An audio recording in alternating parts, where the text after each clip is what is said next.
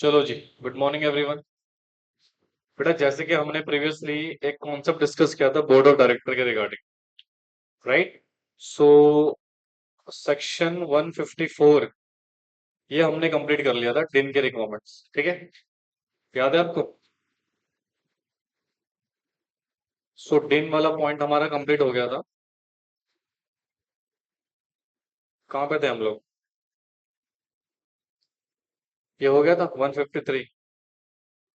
हाँ, 154 कंप्लीट। ये ये करवाना है। अच्छा, रूल है तो हो चुका है वैसे। DIR 6 करा तो दिया था। जो आपको डिन के रिगार्डिंग कुछ इंटीमेशंस देनी है, जैसे intimation of changes in particulars of director, rule number 12 of the company appointments and qualification of director, rule 2014। ठीक है, तो जरा ध्यान से सुनो। There may be a situation when DIN holder has change the personal particulars. मतलब यहाँ पर ऑब्वियस सी बात है, कुछ परिस्थितियां ऐसी हो सकती हैं जहां पर डिन होल्डर जो है वो अपनी डिटेल्स को क्या कर रहा है, चेंज कर रहा है। जैसे कि उसका एड्रेस, नाम, father's name, nationality, date of birth, gender. अब सब तुम बोलोगे फादर नेम क्यों चेंज कर रहा हो भाई? कुछ करेक्शन कर रहा हो सकता है कुछ जैसे सरनेम नहीं आ पाया, या सरनेम आया गलत आ गया, स्पेलिंग गलत हो गई है, तो उसको क्या कर रहा है बेटा, चेंज कर रहा है। ठीक है, nationality, date of birth, gender. तो कभी कभी गलती से क्या होता है बेटा, मेल की जगह हम फीमेल डाल देते हैं, फीमेल की जगह मेल डालते हैं, ऐसा होता है। वन ऑफ माई स्टूडेंट जो CS में रजिस्ट्रेशन करा रहा था, नालायक ने वहां पर जेंडर में मेल की जगह क्या लिख दिया था, फीमेल। ठीक है, तो उसको फिर हमें चेंज करना पड़ा, right? Voter ID card etcetera, passport, driving licence, permanent residential address, या ये सारी चीजें आप क्या कर रहे हो बच्चे, चेंज कर रहे हो। ठीक है, ये सारी चीजें क्या कर रहे हो आप, चेंज कर रहे हो या मॉडिफिकेशन कर रहे हो, व्हाटसोएवर। तो कह रहे every individual who has been allotted in event of any change in his particular stated in DIR 3 intimate such change to the central government within कितने दिन के अंदर, 30 days के अंदर। कौन सा फॉर्म फाइल करके, DIR 6, intimation of change in a particulars of director to be given to central government. मतलब जो आपने DIR 3 फाइल करके चेंज करे हैं, अब उस चेंज के इंटीमेशन आप किसको दोगे बेटा, DIR 6 फाइल करके किसको, सेंट्रल गवर्नमेंट को। ठीक है, ये वैसे पढ़ चुके थे आप already. Applicant shall fill the relevant change in the DIR 6 verify form and attach duly scanned copy of the proof of change। मतलब जो भी चेंजेस आप कर रहे हो उसका प्रूफ भी आप अटैच करोगे। ठीक है, फिर कहते हैं और सबमिट कर दोगे इलेक्ट्रॉनिकली।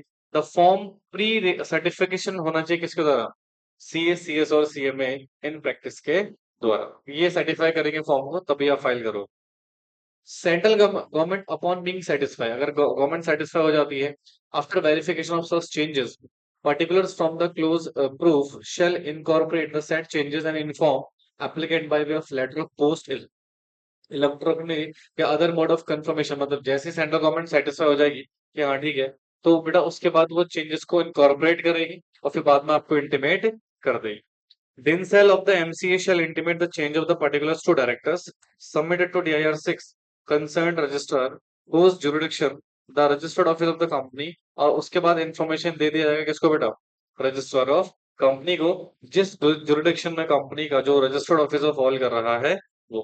ठीक है, फिर कहते हैं sir concern individual shall also intimate the change his particular to company, और कंपनी जहां जहां वो डायरेक्टर है 15 दिन के अंदर अंदर। ठीक है, तो ये इन्फॉर्मेशन आप फिर किसको दोगे बेटा, उन कंपनीज में बताओगे जहां जहां आप क्या हो बच्चे, डायरेक्टर्स को। समझे? बाकी ये भी बेसिक सिचुएशन दे रखी है, रीड कर लेंगे। अब यहाँ पर देखो क्या ले क्वेश्चन आता है सर, सम टाइम जैसे मैं डायरेक्टर से रिजाइन कर दिया है तो मुझे डायरेक्टर नहीं बनना। कंपनीज एक्ट में ना एक पॉइंट बताता हूँ आपको, एक सेक्शन आपने पढ़ा था डायरेक्टर KYC वाला, कि हर साल डायरेक्टर्स को क्या करानी पड़ती है, KYC। क्या करानी पड़ती है बेटा, और अगर आपने KYC नहीं कराई तो आपका डिन डीएक्टिवेट हो जाएगा। क्या हो जाएगा, डीएक्टिवेट। और इन फ्यूचर कभी भी आप डायरेक्टर बनना चाहोगे तो आपको कुछ पेनल्टी पे करना पड़ेगा, तभी वो डिन क्या होगा बेटा, एक्टिवेट होगा। सो इस कॉन्टेक्स्ट में जैसे मैं अगर डायरेक्टर नहीं हूं किसी भी कंपनी में तो मैं अपने डिन को सरेंडर कर सकता हूँ, कैंसिल कर सकता हूँ, डीएक्टिवेट कर सकता हूँ। तो उसके क्या बेसिक सिचुएशन है उसको यहाँ पर हम डिस्कस करने वाले हैं रूल 11 में। किसमें पढ़ने वाले हैं, रूल 11 में। देखिए कॉम्पिटेंट अथॉरिटी, सेंट्रल गवर्नमेंट या रीजनल डायरेक्टर नॉर्थ का, कहाँ पे बेटा, Noida, authorised officer by RD may upon being satisfied on verification of particular get documentary proof attached with the application along with the specified fee received by person to cancel and deactivate the DIN। मतलब आपने एक application file करनी है किसको बेटा, that is RD को, किसको बेटा, ये बेसिकली बेटा DIR-5 होता है। क्या होता है, फॉर्म DIR फाइल। आप सरेंडर के रिगार्डिंग DIR फाइल को फाइल करते हो, ठीक है। आपने जो भी इंफॉर्मेशन भेजा होगा उस इंफॉर्मेशन को सेटिस्फाई करने के बाद the DIN is found to be क्या, duplicated in respect of the same person provided the data related to both DIN shall be merged in validly retained number। मतलब आपके पास दो DIN थे और कंपनी लोग एक प्रोविजन है आपके हर व्यक्ति के पास सिर्फ कितना DIN होना चाहिए, आप एक को सरेंडर करना पड़ेगा, एक को डीएक्टिवेट कराना पड़ेगा, तो वहां पे आपका डीएक्टिवेट के लिए अप्लाई करोगे। या डिन वॉज ऑप्टेन रॉन्गफुल मैनर या फ्रॉडलेंट मैनर से आपने ऑप्टेन करा था, तो आप सरेंडर कर रहे हैं, डीएक्टिवेट करवा रहे हैं, बोलो। या तो डेथ हो गई है किसकी बेटा, कंसर्न इंडिविजुअल की, तो आप करवा रहे हो। या फिर concern individual has been declare lunatic या unsound mind by the competent court. अब ये डिस्क्वालिफिकेशन ग्राउंड्स है, क्या है बेटा ये, कि लुनेटिक हो गए, पागल हो गए आप, अनसाउंड माइंड, राइट। तो इस केस में बेटा आप ना डायरेक्टर नहीं बन सकते और डिस्क्वालीफाई हो गए, क्या हो गए, तो इस केस में भी आपका डेन डीएक्टिवेट हो जाएगा। If the concern individual has educated to insolvent, यानी कि एजुकेटेड इंसॉल्वेंट का मतलब कोर्ट ने डिक्लेयर कर दिया है ये व्यक्ति इंसॉल्वेंट है, क्या है बेटा, इंसॉल्वेंट है, तो उस केस में भी आप बेटा डायरेक्टर बनने के लिए डिस्क्वालीफाई हो गए, क्या हो गए, डिस्क्वालीफाई, तो आपका डिन क्या कर दिया जाएगा, डीएक्टिवेट कर दिया जाएगा, ठीक है। प्रोवाइडेड दैट बिफोर कैंसिलेशन या deactivation of DIN pursuant to sub clause B, एक अपॉर्चुनिटी दी जाएगी बेटा उस कंसर्न इंडिविजुअल को, किसको बेटा, कंसर्न इंडिविजुअल को डीएक्टिव इसके रिगार्डिंग। अच्छा सुनो, ये जो अभी तक आपने ग्राउंड्स पढ़े सिर्फ किसके थे, कैंसिलेशन के और डीएक्टिवेशन के, किसके ग्राउंड थे। अच्छा कैंसिलेशन और डीएक्टिवेशन क्या आप करेंगे या डिपार्टमेंट सो मोटो करेगा, डिपार्टमेंट करेगा सो मोटो, वहां पर हम थोड़ी अप्लाई करेंगे हमारे रेंट कैंसिल कर दो, बोलो बच्चे। हाँ, तो यहाँ पे जो डिपार्टमेंट है वो सो मोटो करेगा क्या, आपका डिन को डीएक्टिवेट कर देगा या तो क्या करेगा बेटा, सरेंडर कैंसिल कर देगा, ठीक है। अच्छा सरेंडर कौन करेगा, हम अप्लाई करेंगे तो सरेंडर होगा, ठीक है। तो ऊपर जो हमने DIR-5 पढ़ा वो सिर्फ सरेंडर के कॉन्सेप्ट में यूज होगा, अब मैं डीएक्टिवेशन के थोड़ी अप्लाई करूंगा, बोलो, या कैंसिलेशन के लिए, तो देखो तो ध्यान से, ऑन एप्लीकेशन मेड कौन सा फॉर्म है, DIR-5 में, by DIN holder to surrender his or her DIN along with the declaration he has never been appointed as a director in any company। मतलब सुनो ध्यान से, आपको एक फॉर्म फाइल करना है आरडी को, रीजनल डायरेक्टर को, कौन सा, DIR-12, सॉरी DIR-5, और उसमें आपको एश्योरेंस दोगे कि मैं किसी भी कंपनी में क्या नहीं हूं, ना तो डायरेक्टर हूं ना डायरेक्टर बनूंगा, ठीक है। And said DIN has never been used for filing of any document with any authority, central government may be deactivated such DIN after the verification of e-record। और आपको ये भी एश्योरेंस करना है कि ये DIN हमने यूज नहीं किया है किसी भी फाइलिंग के रिगार्डिंग, तो ये यूजलेस DIN है, राइट। तो खाम कहे कि कॉम्प्लायंसेस के चक्कर में नहीं पढ़ना चाहता, इसलिए मैं इस DIN को क्या कर रहा हूँ, सरेंडर कर रहा हूँ, बोलो बच्चों।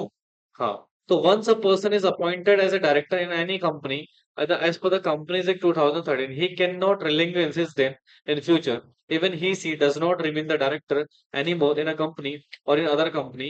DIN will exit as it is, मतलब DIN कभी भी रिलेवेंस नहीं होता, रिलेवेंस का मतलब आप अपने दिन को खत्म नहीं कर सकते हो सो मोटो, ठीक है। तो वो हमेशा रहेगा, आप डायरेक्टर हो या आप डायरेक्टर नहीं हो। तो अगर आप डायरेक्टर नहीं हो, नहीं बनना चाहते डायरेक्टर, या फालतू की सरदर्दी नहीं पालना चाहते हो कंप्लायंसेस के रिगार्डिंग बेटा, तो वहां पर आप क्या कर दो, अपने दिन को सरेंडर कर दो, क्या कर दो बेटा, सरेंडर कर दो। जरा इसका चार्ट बना लेते हैं, देखो जरा।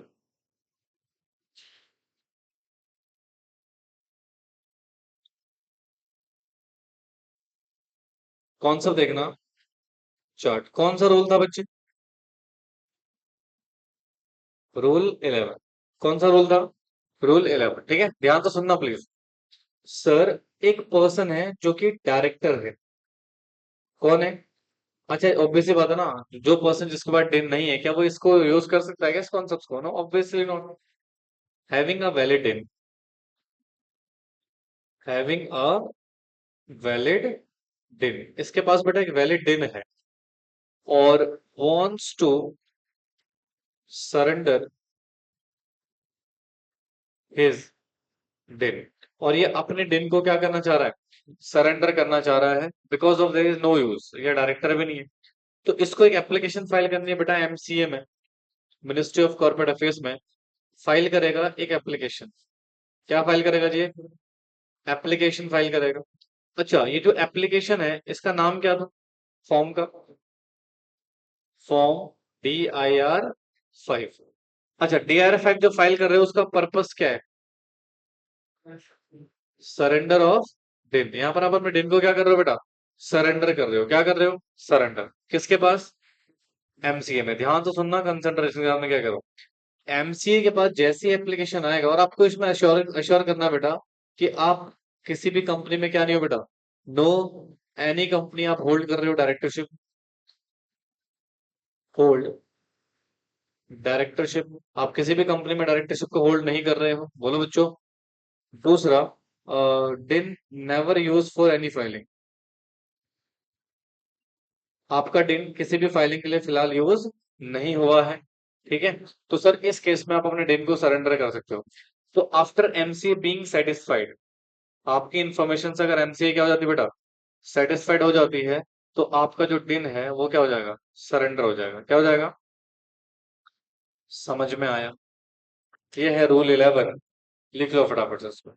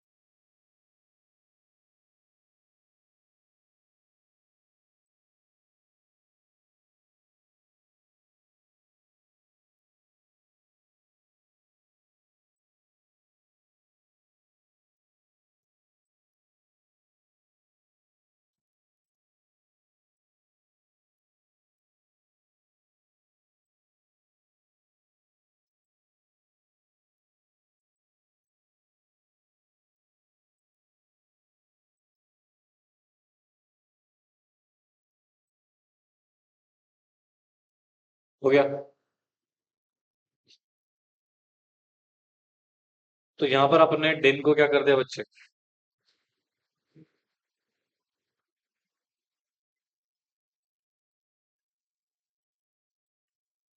Never use for any filing,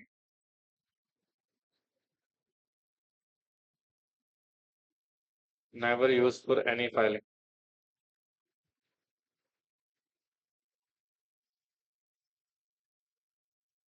done,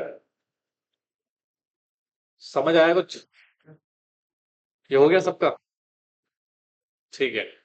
तो ये तो हो गया सर हमारा सरेंडर के रिगार्डिंग। और यहाँ क्या लिखा हुआ है, impact of non compliance of DIR 3 KYC या DIR 3 KYC वेब। मैंने अभी आपसे कहा था ना कि आप अगर केवाईसी नहीं, देखो क्या होता है ना, हर साल डायरेक्टर्स को अपनी दिन की केवाईसी करानी पड़ती है। क्या करानी पड़ती है, KYC. Sir what do you mean by KYC, कुछ नहीं करना होता, आपको एक फॉर्म फाइल करना होता है। फर्स्ट टाइम करा रहे हो तो एक फॉर्म फाइल करोगे, ठीक है, जिसमें आपको अपना बेसिक आइडेंटिटी प्रूफ दे रहा है, ठीक है। यानी कि एमसीए पे एश्योर कर रही है कि डायरेक्टर है प्रेजेंट और वो अभी भी उसी एड्रेस पे रह रहा है। उसकी आइडेंटिटी प्रूफ वगैरह चेक करने के लिए हर साल क्या करानी पड़ती है, डायरेक्टर केवाईसी करानी पड़ती है।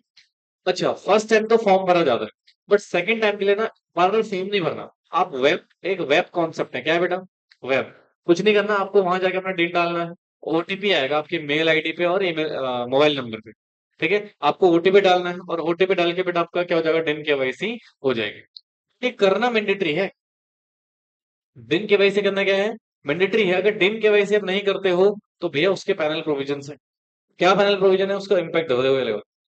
सेंट्रल गवर्नमेंट या रीजनल डायरेक्टर ऑफ और एनी अदर ऑफिसर जिसको ऑथराइज किया गया सेंट्रल गवर्नमेंट ने या रीजनल डायरेक्टर ने, शेल डीएक्टिवेट क्या कर देगा बेटा, DIN of an individual who does not intimate his particulars in DIR 3 KYC या वेब के जरिए as the case may be within stimulated time as rule 12 A. मतलब रूल 12 ए के साथ जो भी समय दिया गया है बेटा डायरेक्टर केवाईसी करने का, अगर उससे पहले आपने डायरेक्टर केवाईसी नहीं किया तो आपका डिन को क्या कर दिया जाएगा, डीएक्टिवेट कर दिया जाएगा। क्या कर दिया जाएगा, डीएक्टिवेट। तो देखिए, द डीएक्टिवेटेड डिन shall be reactivate only after the, इस फॉर्म फाइल करने के बाद ही आपका क्या होगा बेटा, रीएक्टिवेट होगा।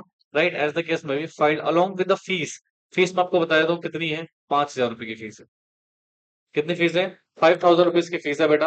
अगर आप 5,000 रुपए देखो ना, अगर आपका एक छोटा सा काम है, ज्यादा नहीं आपको, वेब के वाईसी के तो और आसान है। आपको डायरेक्टर नंबर देखो, मैं आपको दिखा भी देता हूँ, इसका प्रैक्टिकल सिचुएशन दिखा देता हूँ आपको।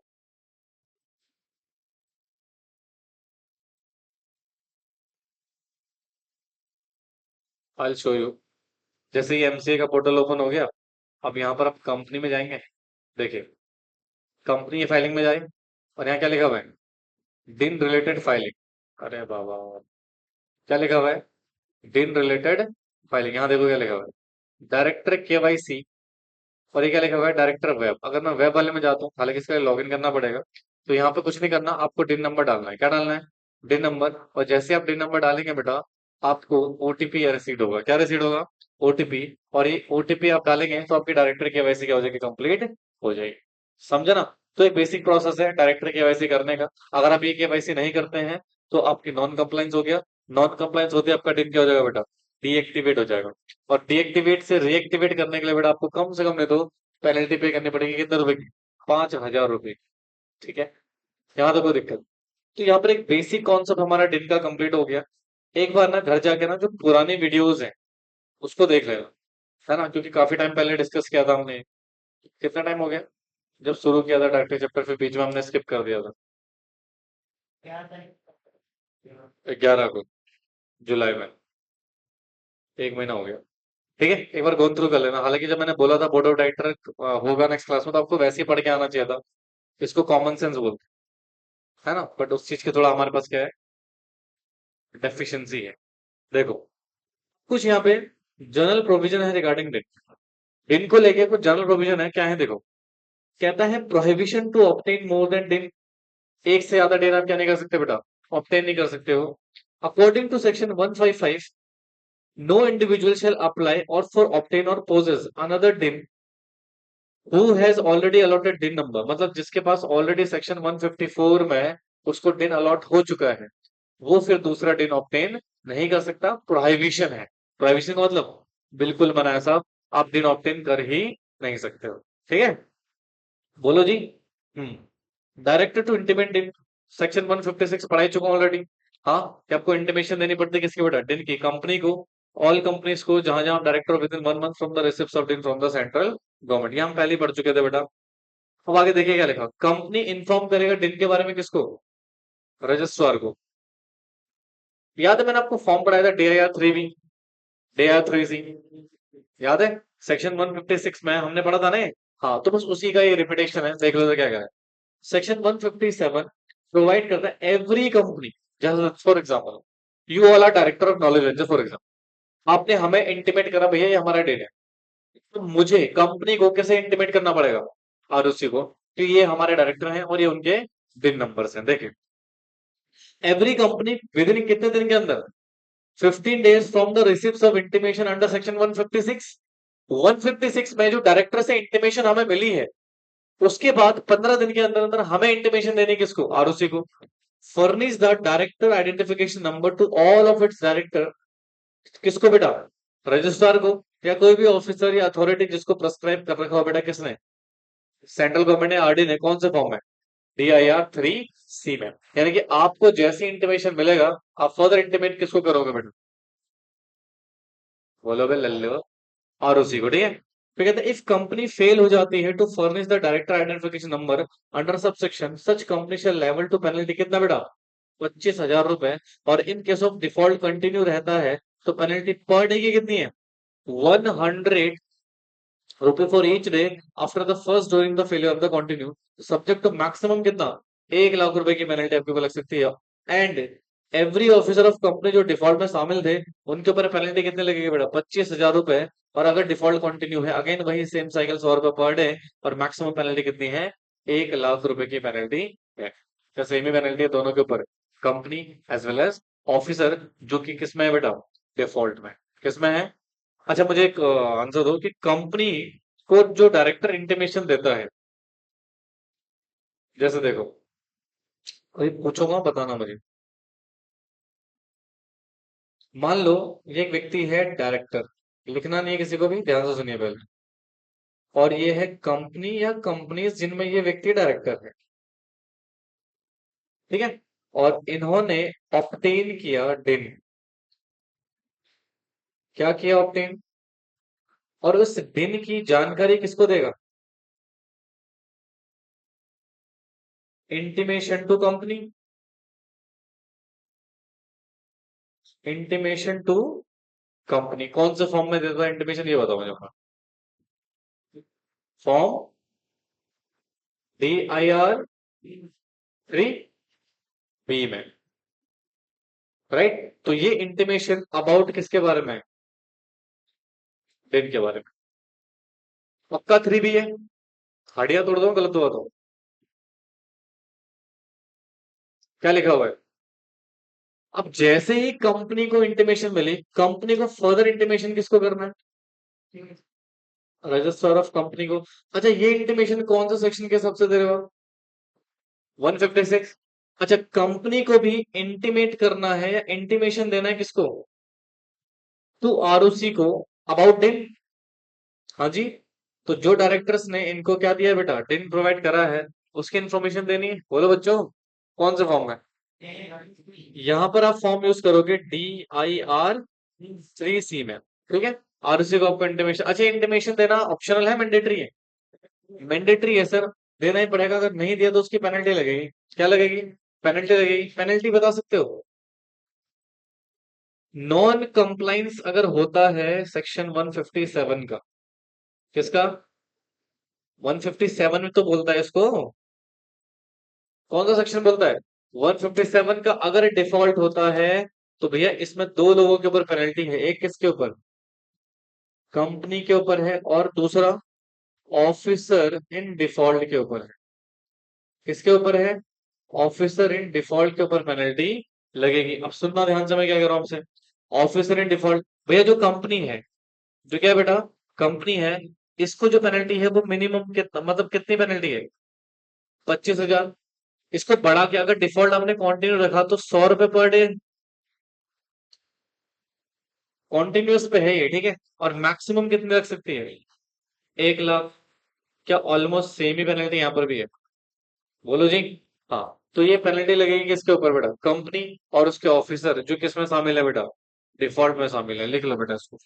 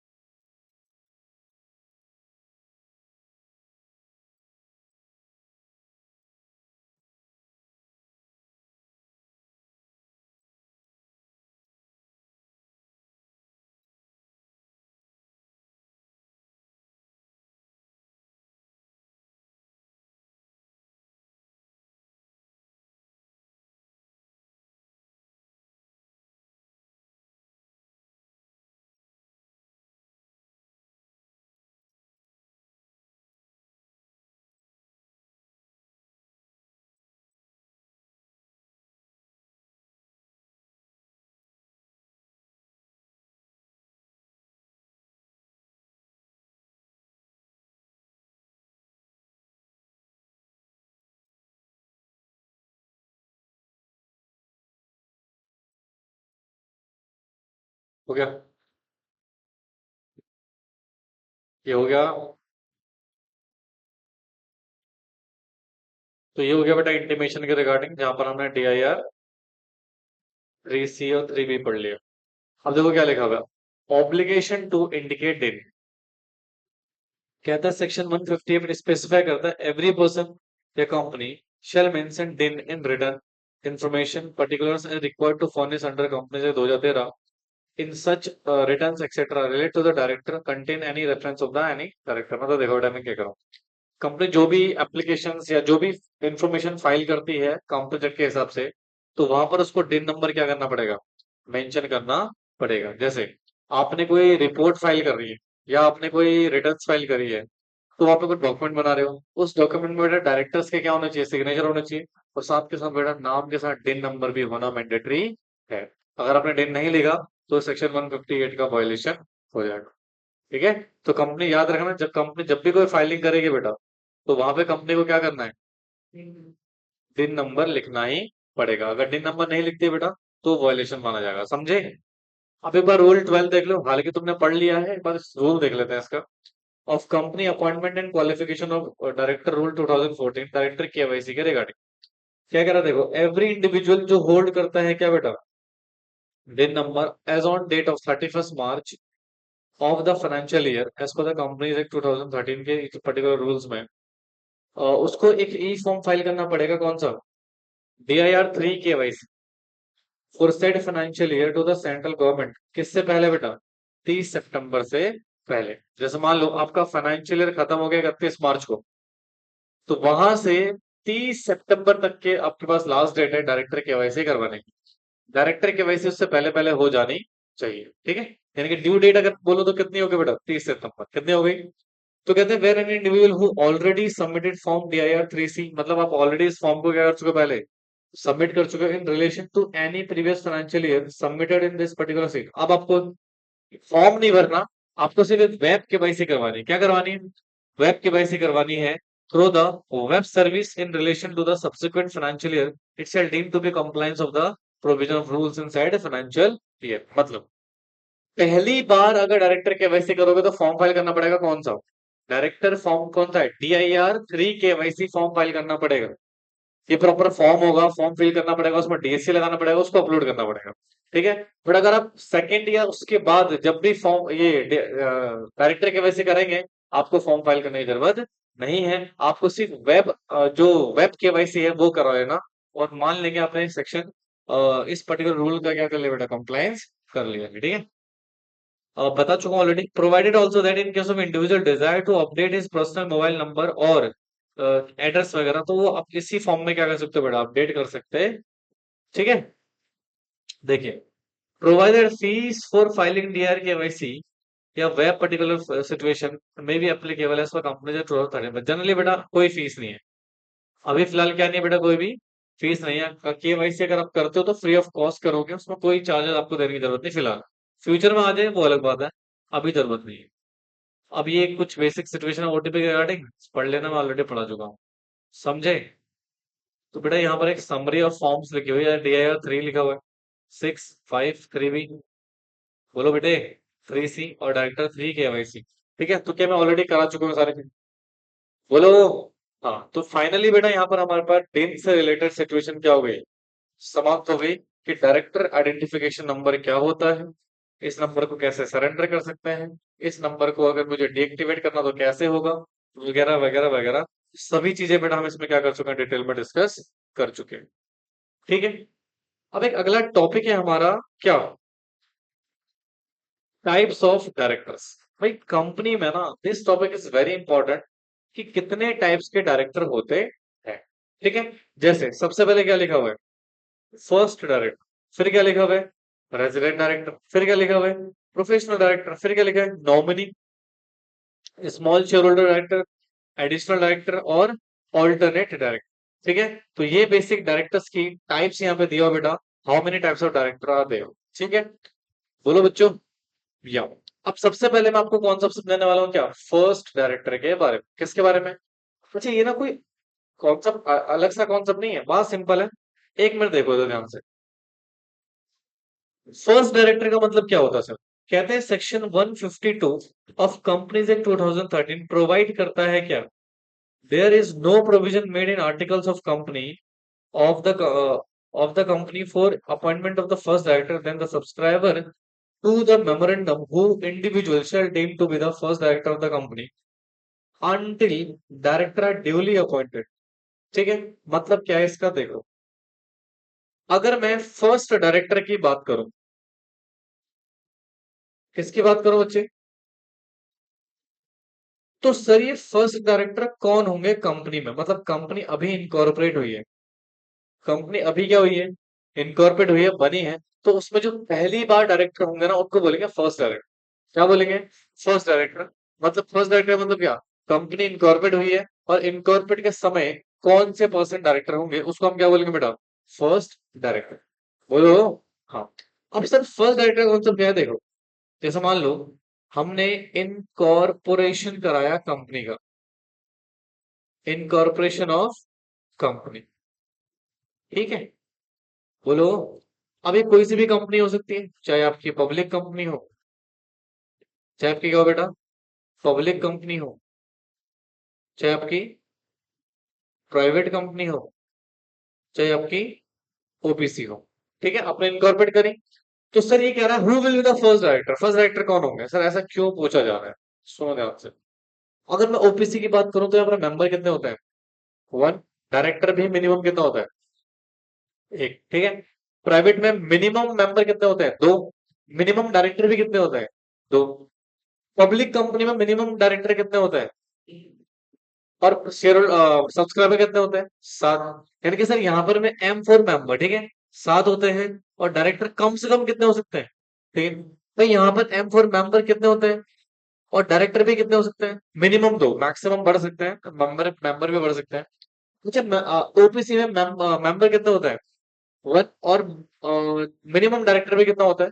वन ही होता है, ठीक है। अब मान लो भैया आप किसी का कंपनी में जैसे पब्लिक कंपनी है, यहाँ पे कितने मेंबर है? सात मेंबर है। कितने मेंबर है? सात। तो भैया बताओगे ना डायरेक्टर कितने हैं, कौन डायरेक्टर है कौन डायरेक्टर नहीं है? बताओगे नहीं बताओगे?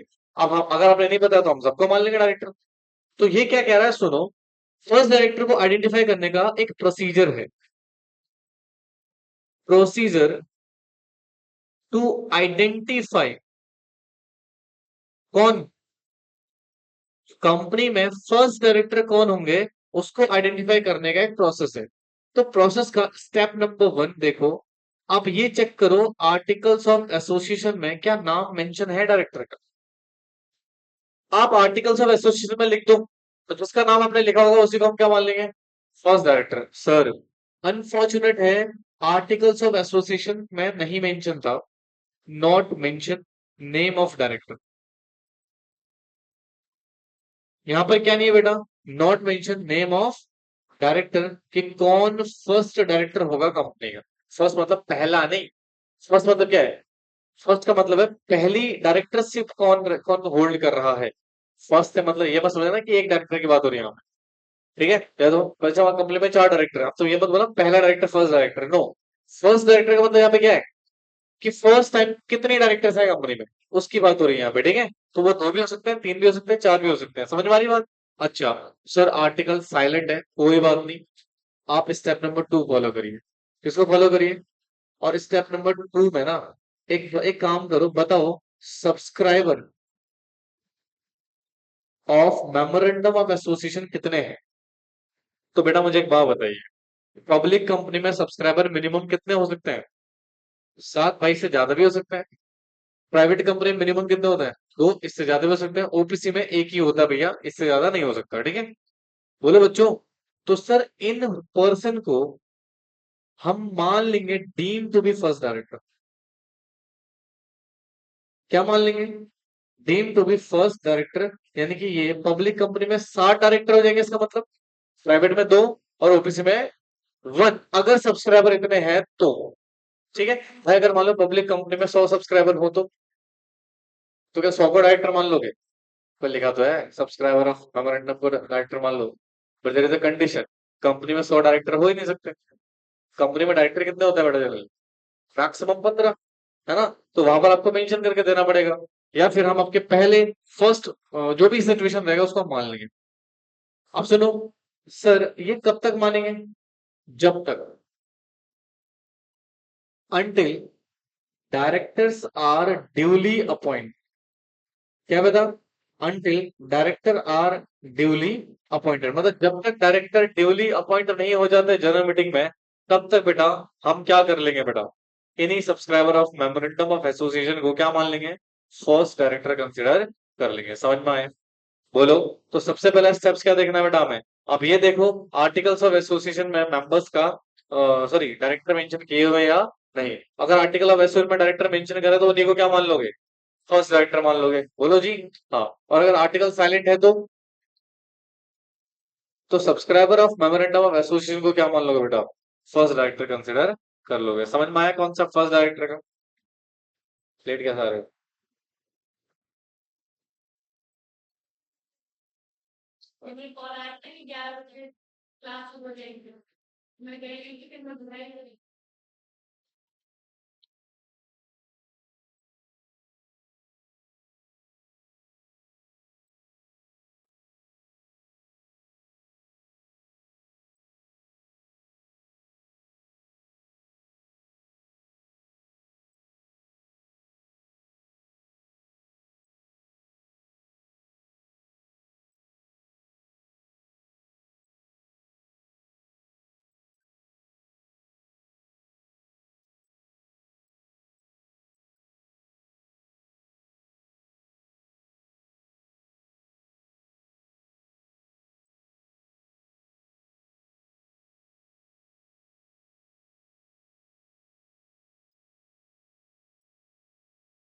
पहले हमारे कितने लेक्चर हुए डायरेक्टर के? दो।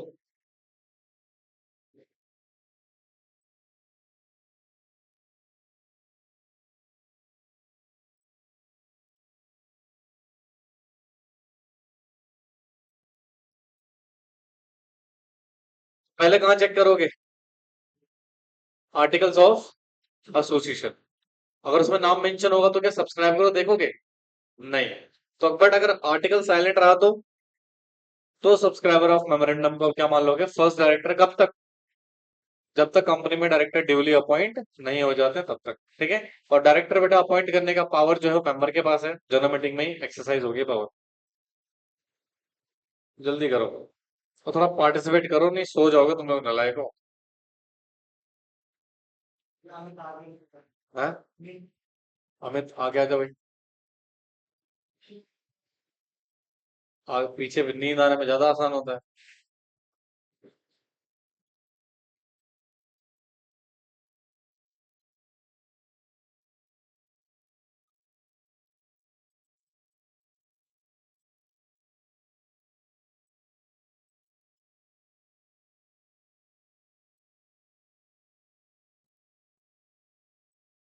इंडिपेंडेंस डे वाले दिन हमारी 8 to 10 आवर्स की क्लास होगी।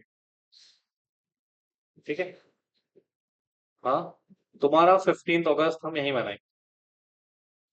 उस दिन हमारा वॉल्यूम 1 फिनिश हो जाएगा। ठीक है। तो 15 अगस्त को छुट्टी नहीं है, आप सबकी छुट्टी है, पूरा इंस्टीट्यूट बंद रहेगा, बस तुम्हारी क्लास है।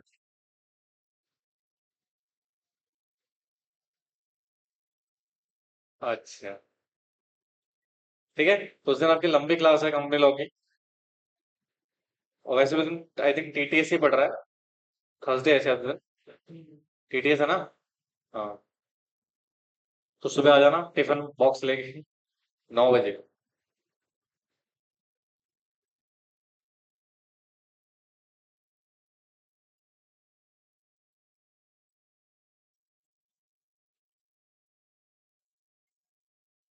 क्या? Oh my God. और छुट्टी करने में फाइन लगेगा 1000 रुपए।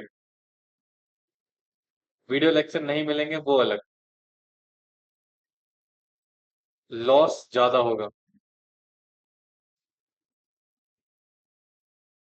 ठीक है। सो सबकी छुट्टी है बट तुम्हारी नहीं है।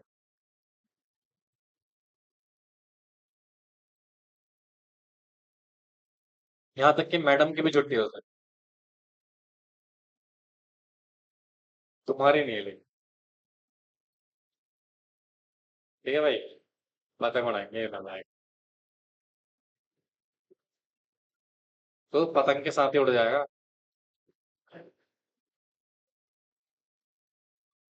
पतंग यहाँ कॉन्सेप्ट उड़ेंगे तुम्हारे सर से।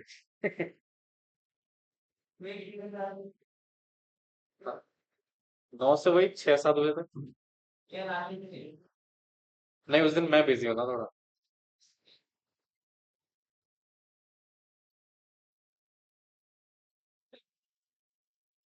चलो इतना रहम कर सकता हूँ, 7 बजे नहीं 6 बजे छोड़ दो।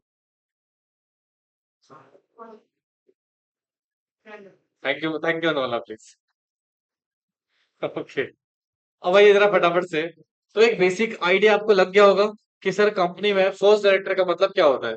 फर्स्ट डायरेक्टर का मतलब पहला डायरेक्टर होता है, यानी एक नंबर वाला, या फिर फर्स्ट डायरेक्टर मतलब ज्यादा भी हो सकते हैं, एक से ज्यादा भी।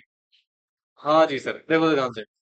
Section 152 subsection 1 of the act applicable to all companies, सभी कंपनीज के ऊपर एप्लीकेबल है, चाहे वो पब्लिक हो चाहे वो प्राइवेट हो। In case of one person company, an individual being a member shall deem to be first director until the director या directors are duly appointed by the member according with the provision of this section। बात तो वही है। जो OPC में जो एक single person है उसको हम ड्यूली क्या मान लेंगे बेटा, डायरेक्टर, फर्स्ट डायरेक्टर कंसिडर कर लेंगे। राइट। फिर कब तक बेटा, जब तक किसी और डायरेक्टर को अपॉइंट ना कर दिया जाए। समझ में आया? पक्का। तो ये था बेटा हमारा फर्स्ट डायरेक्टर का कॉन्सेप्ट। अब जरा दूसरा देखो क्या लिखा हुआ है, रेजिडेंट डायरेक्टर। कौन सा director?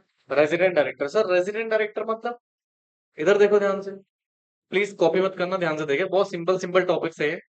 Section 149 subsection 3 provide that every company, हर कंपनी शेल हैव क्या, at least one director who has stay in India for a period of not less than कितना, 182 days during the financial year.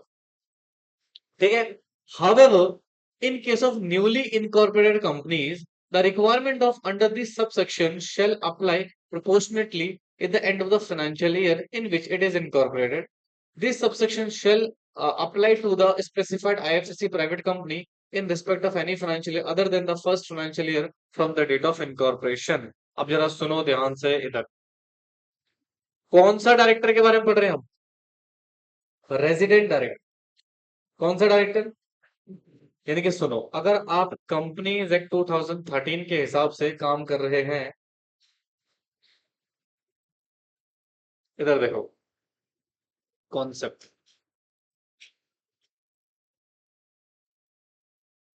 There is a company, एक company है, ध्यान सुना बेटा। अब इसमें कुछ डायरेक्टर्स हो सकते हैं। क्या होता है? मैं कुछ डायरेक्टर्स होते हैं। राइटिंग खराब क्यों हो रही है यार?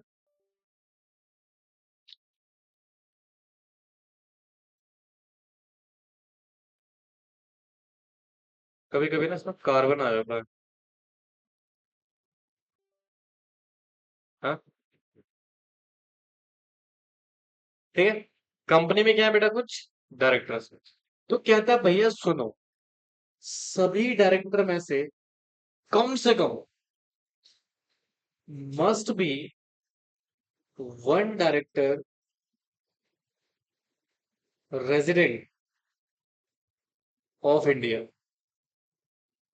यानी कि आप बाकी के डायरेक्टर फॉरेनर रखो, कुछ भी रखो, हमें से फर्क नहीं पड़ता, बट हर कंपनी में एक डायरेक्टर क्या होना मांगता, रेजिडेंट डायरेक्टर होना मांगता। Sir who is the resident person? Resident का मतलब क्या? तो भैया वो व्यक्ति, जैसे मान लो ये हमारा फाइनेंशियल ईयर है, ठीक है। सर मैं किस व्यक्ति को डायरेक्टर मानूंगा, रेजिडेंट डायरेक्टर मानूंगा, कि जैसे मान लो ये डायरेक्टर है, कि पिछले साल भारत में, प्रीवियस ईयर कितने दिन स्टे स्टे करा हो, स्टे इन इंडिया, कम से कम कितने दिन, 182 डेज भारत में रहा हो। कितने दिन रहा हो बेटा ये? 182 डेज भारत में रहा हो। तो इस व्यक्ति को हम क्या मानेंगे बेटा? Resident director. क्या मानेंगे? Resident director. बोलो जी। अच्छा, अगर कोई न्यूली इनकॉर्पोरेट कंपनी है, तो वहां पर 182 डेज का ना प्रोपोर्शनेट हो जाएगा। क्या हो जाएगा? प्रोपोर्शनेट। अब जैसे मान लो आपकी कंपनी बनी है, राइट? भाई पहली बार ही बनी है, इनकॉर्पोरेशन फर्स्ट टाइम हुआ है, राइट? उसमें जो डायरेक्टर अपॉइंट करोगे, उसमें आप जो डेज लोगे यहाँ पर क्या कर सकते हो, उसको प्रोपोर्शनेटली ले सकते हो, ठीक है? और जो आईएफएससी प्राइवेट कंपनी है बेटा, उसका फर्स्ट फाइनेंशियल ईयर में ये सेक्शन एप्लीकेबल नहीं होगा, उसके बाद उसमें एप्लीकेबल हो जाएगा। तो basic idea of resident director का मतलब क्या है कि every company must have at least one, क्या बेटा, रेजिडेंट डायरेक्टर। सर कौन है रेजिडेंट डायरेक्टर? जो भारत में कम से कम कितने दिन रहा हो, 182 डेज रहा हो, उसको हम क्या बोलेंगे? Resident director. समझना? सिंपल है, लिख लो फटाफट से, जल्दी से फटाफट।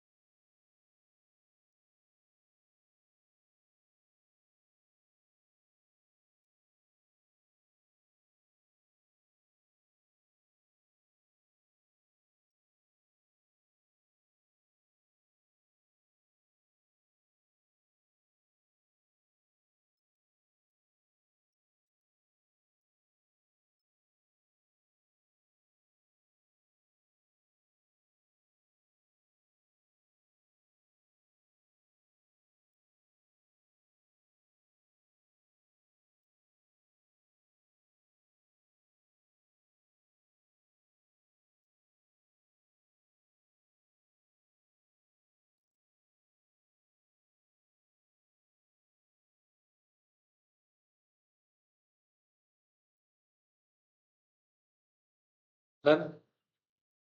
तो रेजिडेंट डायरेक्टर का मतलब समझ में आया आपको? हाँ जी, कौन सा सेक्शन है? सेक्शन 149 सबसेक्शन 3। फर्स्ट डायरेक्टर का सेक्शन क्या था? सेक्शन 152 सबसेक्शन 1, ठीक है? अब आता है सर वुमेन डायरेक्टर का कॉन्सेप्ट। किसका कॉन्सेप्ट बेटा? देखो, भारत सरकार का एक बेसिक मिशन है कि वो इकोनॉमिक डेवलपमेंट में वुमेन्स का भी क्या करे, इन्वॉल्वमेंट करे, ठीक है? वुमेन्स भी, वुमेन एम्पावरमेंट के थ्रू क्या हो बेटा, शामिल हो इकोनॉमिकल डेवलपमेंट में। तो उसी को ध्यान में रखते हुए बेटा एक कॉन्सेप्ट इंट्रोड्यूस किया गया वुमेन डायरेक्टर का, और इसको मैंडेटरी कर दिया कि हर वो कंपनी जो इसमें स्पेसिफाइड है इस पर्टिकुलर रूल में, उसको एक वुमेन डायरेक्टर अपनी बोर्ड में तो होल्ड करके रखनी पड़ेगी पड़ेगी, ठीक है? और ये मैंडेटरी है भाई साहब। कैसे है बेटा ये? मैंडेटरी है। क्या है सिचुएशन देखो, इधर देखना सारे के सारे ध्यान से। कह रहा है second proviso of section 149 subsection 1, यानी कि ये प्रॉपर सेक्शन में डिफाइंड नहीं है। जब आप सेक्शन पढ़ोगे कौन सा वाला, सेक्शन 149 का सबसेक्शन 1 पढ़ोगे, तो उसके साथ हमें एक सेकंड प्रोविजो पढ़ना पड़ेगा। क्या पढ़ना पड़ेगा? Second proviso. और इसके साथ साथ हम पढ़ेंगे कंपनीज एक्ट का रूल, कौन सा बेटा? Rule 3 of company appointment of appointments and qualification of director. ठीक है, कौन सा रूल बेटा? रूल 3। तो ये हमें डिटेल कौन सा बताता है, किसके बारे में? वुमेन डायरेक्टर के बारे में। कहते हैं फॉलोइंग क्लास और क्लासेस ऑफ कंपनीज, क्या लिखा, must have at least one women director. एक वुमेन डायरेक्टर आपके बोर्ड में होने ही चाहिए। समझ में आ रहा है? अभी ना इसमें बहुत सारी चीजें पढ़ाऊंगा, याद रखना ये कॉन्सेप्ट मैं बार बार रिपीट करूंगा। इधर देखो यार, पहले क्या लिखा हुआ है? सभी लिस्टेड कंपनी।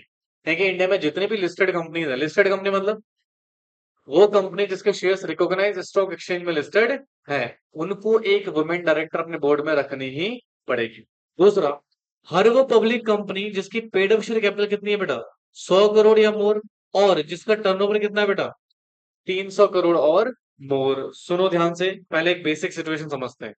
इधर देखो बच्चों, ओए कॉपी नहीं करना है यार, इधर देखो।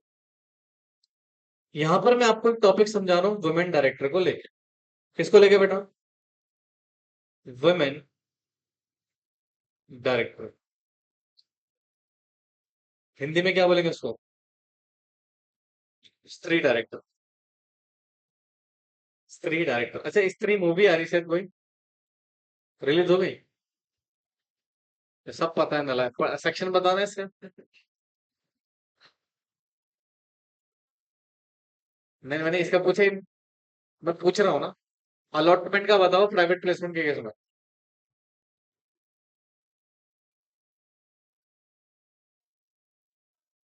सॉरी। नहीं नहीं, ये तो पूरा ओवरऑल हो गया ना, वो कहाँ लिखा हुआ है अलॉटमेंट का प्रोविजन? कौन से सबसेक्शन में लिखा हुआ है? ऐसे ऐसे ही होता है यहाँ पे नालायक। चलो देखो तो वुमेन डायरेक्टर के लिए कौन सा प्रोविजन डिस्कस कर रहे हैं हम? सेकंड प्रोविजो ऑफ सेक्शन कौन सा? 149 सबसेक्शन 1। और रूल कौन सा है? 3 of appointment of company appointment and qualification rule 2014। वो याद रखना पूरा नलायको। तो देखो यहाँ पे दो सिनेरियोज हैं। कितने सिनेरियोज हैं? एक है कंपलसरी, या कंपलसरी से बेटर मैंडेटरी लिखते हैं, बेटा लिखना मत, मैं तोड़ दूंगा हड्डियां। Case number 1, mandatory to appoint. Case number 1 क्या बेटा? Mandatory to appoint. और केस नंबर सेकंड, सॉरी ये तो 1 हो गया ना, वॉलेंट्रली टू अपॉइंट। सुनो बच्चों, प्लीज ध्यान से सुनना। मैं क्या बोल रहा हूं? पहला कैसे मैंडेटरी टू अपॉइंट। हाँ, तो यहां पर एक क्लास ऑफ कंपनी दी हुई है। क्या दी हुई है बेटा? क्लास ऑफ कंपनीज दिया हुआ है। कौन कौन सी कंपनीज को मैंडेटरी है वुमेन डायरेक्टर अपॉइंट करना? तो दो तरह की सिचुएशन, हालांकि अभी मैं सेबी की रेगुलेशन पे बताने वाला हूँ यहाँ पे आपको, सेबी एलओडीआर के रिगार्डिंग। राइट, तो उसमें ध्यान सुनना। तो मैंने सबसे पहले बोला कि सर ऑल लिस्टेड कंपनी। क्या बोला बेटा? अच्छा, जब मैं ऑल लिस्टेड कंपनी बोलूं तो क्या यहाँ पे कोई स्कोप बचा पेड अप शेयर कैपिटल वगैरह वगैरह, कुछ कुछ भी? कुछ देखना आपको पेड अप शेयर कैपिटल कितनी है, टर्नओवर कितना है? No sir. बट अगर मैं अदर देन लिस्टेड कंपनी की बात करूं, यानी कि किसकी बात हो रही है यहाँ पे? पब्लिक कंपनी जो कि अनलिस्टेड है। It quite possible. भाई लिस्टेड तो नहीं हो सकती ना ये। किसकी बात कर रहे हैं? अनलिस्टेड। बट यहाँ पे मुझे दो चीज देखनी है, देखो। सबसे पहले क्या देखना है? पेड अप शेयर कैपिटल कितना होना चाहिए? 100 करोड़ और मोर। और टर्नओवर कितना होना चाहिए? 300 करोड़ और मोर। तो दो चीजें देखो। अगर इनकी पेड अप शेयर कैपिटल कितनी है? 100 करोड़ और मोर। ठीक है। अच्छा, रुपीज में है, ठीक है। और इनका जो टर्नओवर है वो कितना है? 300 करोड़ और मोर। तो भैया इनको कम से कम must have one women director. Must have a women director. बोलो बच्चों। In its board. यानी कि इनके बोर्ड में कम से कम एक महिला डायरेक्टर होनी मांगता। ठीक है। मैंडेटरी है भाई साहब। मैंडेटरी का मतलब वायलेशन होगा तो पेनल्टी लगेगी दोस्त। अच्छा सुन। अच्छा, ये क्या लिखा हुआ है? भाई मेरे ऊपर एप्लीकेबल नहीं है। किसके ऊपर एप्लीकेबल नहीं है? ये सेक्शन दो लोगों के ऊपर एप्लीकेबल नहीं है। पहला, प्राइवेट कंपनी के ऊपर एप्लीकेबल नहीं है। लिखा है क्या प्राइवेट कंपनी के पे? बोलो। नहीं लिखा सर। प्राइवेट कंपनी यहाँ पर नहीं लिखा हुआ है। दूसरा, पब्लिक कंपनी नहीं लिखा हुआ है। पब्लिक कंपनी लिखा है क्या? भाई बोल लो कुछ। ऊपर वाले ने क्या दिया है हमें? मुंह। और उस मुंह से हमें क्या कुछ बोलना चाहिए? पेड अप शेयर कैपिटल जिसकी क्या है? लेस देन 100 करोड़ है नालायक हो। 100 करोड़ से क्या है? कम है। या फिर टर्न ओवर क्या है? लेस देन 300 करोड़ से कम है। बोलो यार। हाँ। अच्छा, यहाँ और लिखूं या एंड लिखूं? यहाँ पे और आएगा एंड आएगा? एंड आएगा तो उससे दोनों कम होनी चाहिए। एक भी ज्यादा हो गया तो क्या ये पहले वाली कंडीशन सेटिस्फाई हो जाएगी? सुनो ना, मेरा 300 करोड़ से ज्यादा टर्नओवर हो गया है, but paid up share capital 50 crore है। क्या वुमेन डायरेक्टर अपॉइंट करनी पड़ेगी? ऑफ कोर्स, क्योंकि आप पहली कंडीशन में फंस गए ना। अब मैं बीच में क्या लिखा वहां पे? इधर देखो। क्या कंफ्यूज बच्चे हैं जीवन में। इधर देखो। यहाँ क्या लिखा हुआ है? मतलब ये दोनों फुलफिल होने चाहिए, कोई एक भी फुलफिल हो चलेगा? एक भी फुलफिल हो चलेगा। अब मान लो मेरा टर्नओवर 300 करोड़ से ज्यादा है, पेड अप शेयर कैपिटल भाई साहब मेरा सिर्फ 50 करोड़ ही है। तो क्या अपॉइंट करूं वुमेन डायरेक्टर? बिल्कुल, 300 करोड़ से ज्यादा चला गया। एक फुलफिल हो गया। अच्छा, मेरा टर्नओवर है 250 करोड़, पेड शेयर कैपिटल है 150 करोड़, क्या अपॉइंट करना पड़ेगा? ऑफ कोर्स करना पड़ेगा। बोलो। अच्छा, इसका मतलब कि दोनों टर्नओवर भी 300 करोड़ से कम होना चाहिए और पेड शेयर कैपिटल भी यानी कि दोनों ही क्या होने चाहिए बेटा? कम। इसलिए क्या लिखा बीच में? एंड यहाँ पे समझ में, ये लॉ में नहीं लिखा रहता, ये हमें अपने इंटरप्रिटेशन से समझना पड़ता है। पता लगे बोले सर कहाँ लिखा है लॉ में? अबे इंटरप्रिटेशन समझने को तुम नालायक हो। अच्छा, यहाँ पे क्या मैंडेटरी वुमेन डायरेक्टर को अपॉइंट करना? बट क्या ये वॉलंटरली अपॉइंट कर सकते हैं? भाई no, not not mandatory. Mandatory तो नहीं है, मर्जी नहीं है तुम्हारी। सॉरी, मैंडेटरी नहीं है, लॉ नहीं कह रहा आपको अपॉइंट करने को। बट क्या वॉलंटरली अपॉइंट कर सकते हैं women director? Voluntarily can appoint director as a women. Appoint कर सकते हो किसको आप? Women director. किसको अपॉइंट कर सकते हो? Women director. समझ तो सर आया नहीं हमारे। आया कि नहीं आया? नहीं आया? पक्का? हाँ भाई, डायरेक्टर बनना है। महिला डायरेक्टर देखो, वही बाहर एक महिला डायरेक्टर बैठी है, उनसे पानी मंगा लो। She is managing director of knowledge venture. ऐसा डायरेक्टर से पानी मंगवा रहे हो? नॉर्मल गरम हो तो गरम ले आओ।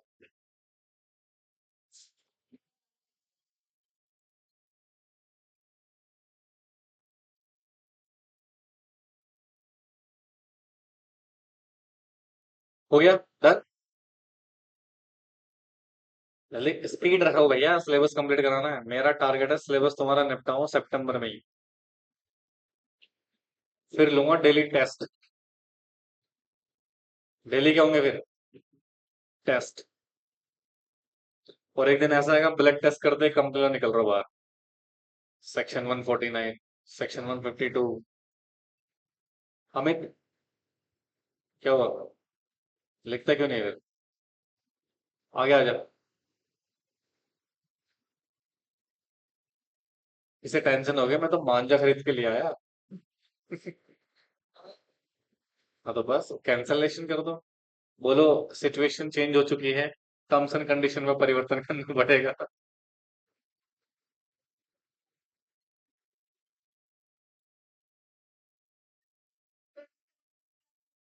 नहीं, संडे को सर प्रकाश सर लगे अकाउंट से क्लास।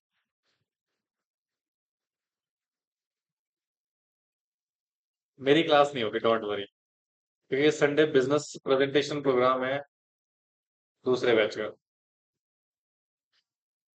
मतलब हाँ, ये ऐसा होगा। जीने नहीं दूंगा। ये संडे कब है? 18 को? 19 को रक्षाबंधन है शायद। एक्चुअली छुट्टियां ज्यादा होंगी ना भाई, दीपावली भी आएगी, बहुत सारी चीजें आएंगी। फिर तुम बोलोगे सर ये भी छुट्टी दो वो भी छुट्टी दो। मेरी क्लास नहीं है, डोंट वरी। बाकी प्रकाश सर को बात कर लेना एक बार।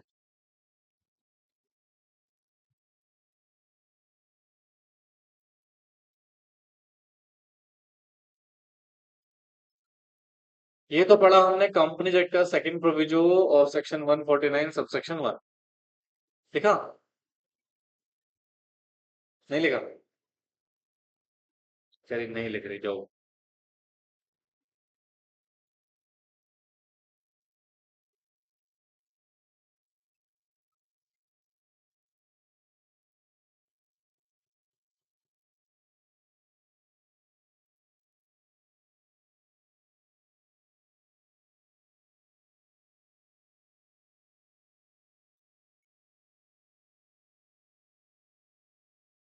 चलो यार, लुक लाइक बीमार इंसान।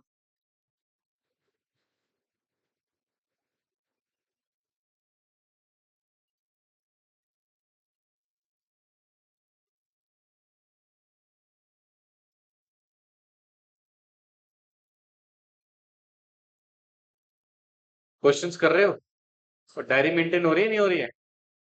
हाँ, बोलो। काजल।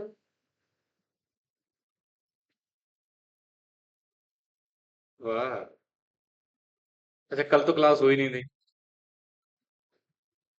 तो बैग लेने आते, इंस्टीट्यूट तो खुला ही था।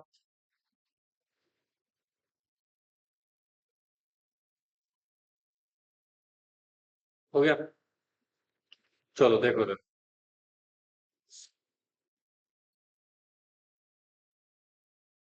ये क्लास जो है ये चलेगी आपकी 2 बजे तक, फिर 2 से 4 चलेगी आपकी बिजनेस वाली क्लास। अरे SBI की setting up of business entity वाली। ठीक है। तुम लोग टेंशन में बहुत जल्दी आ जाते हो, क्या चक्कर है? चलो अब जरा इधर देखो ध्यान से, भाई साहब मैं क्या करूँ, ध्यान से क्या सुनना है, ध्यान से। ये समझ आ गया कंपनी एक्ट वाला, सेबी वाला देखो फिर अब। सेबी के एक प्रोविजन है, देखो जरा एडिशनली किसके लिए होगा सेबी वाला? सिर्फ लिस्टेड एंटिटीज के लिए, यहाँ पर पब्लिक अनलिस्टेड कंपनी को डरने की जरूरत नहीं है। कहते हैं sir as per regulation 17 of SEBI LODR, LODR का मतलब क्या बेटा? Listing obligation and disclosure requirements regulation 2015। ठीक है। 2015 में देखो पहले क्या होता था ना, लिस्टेड कंपनीज के रिगार्डिंग बेटा सेबी के कुछ लिस्टिंग रेगुलेशंस थे, फिर उसको चेंज करके एलओडीआर में लिया है, इसको किस में लिया है? एलओडीआर में। और एलओडीआर क्या बेटा? Listing obligation and disclosure requirements. तो इसका रेगुलेशन 17 क्या कहता है देखो, the boards of director of top कितना 500 listed entities shall have at least one independent women director by April 1 2019। ठीक है। एंड आगे देखो अगले बार, the boards of director of the top 1000 entities shall have at least one independent women director by अप्रैल कितना 2020। क्या मतलब है सर इसका? कुछ नहीं है, इधर देखो। रेगुलेशन कौन सा?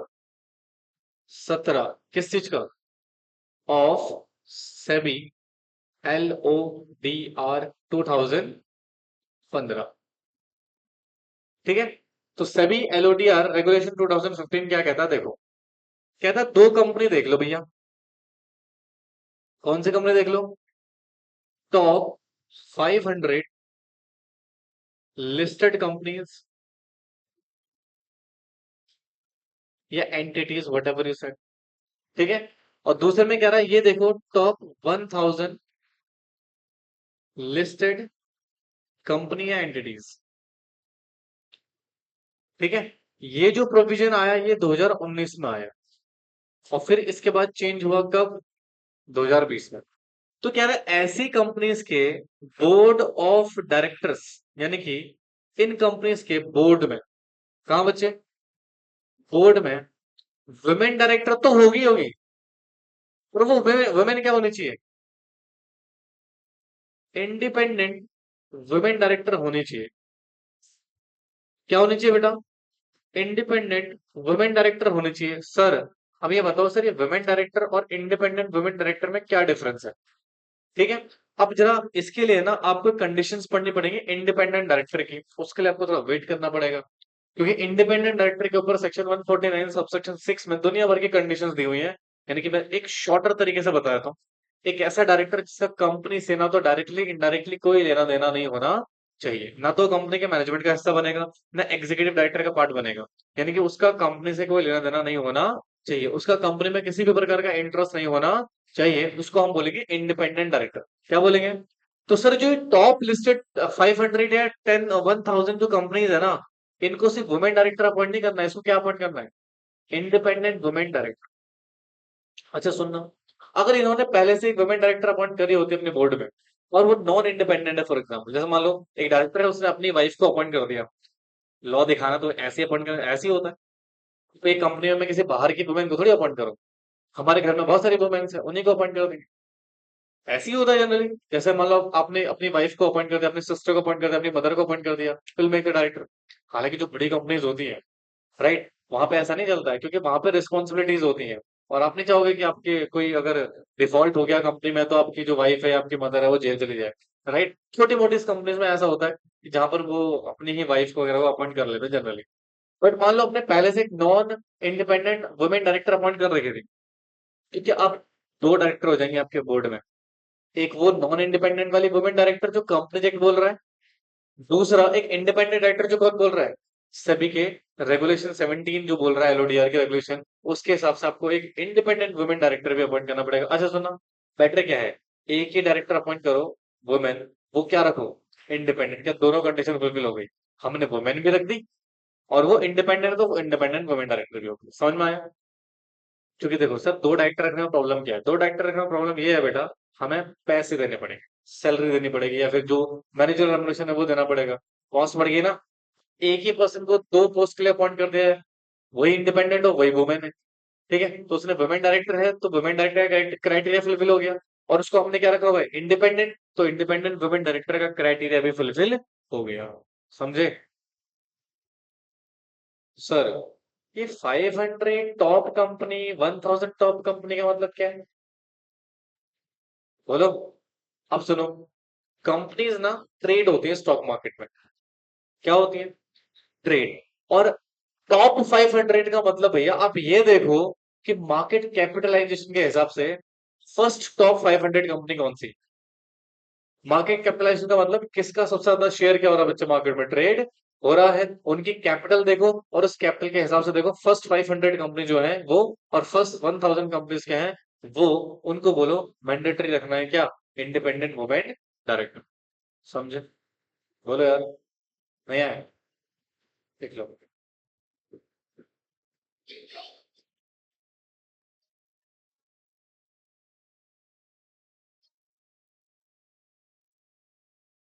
मार्केट कैपिटल जिनमें ट्रेडिंग ज्यादा हो रही है। मार्केट कैप नहीं बोलते, वॉल्यूम, वॉल्यूम ऑफ ट्रेड नहीं बोलते। स्टॉक मार्केट सुना है?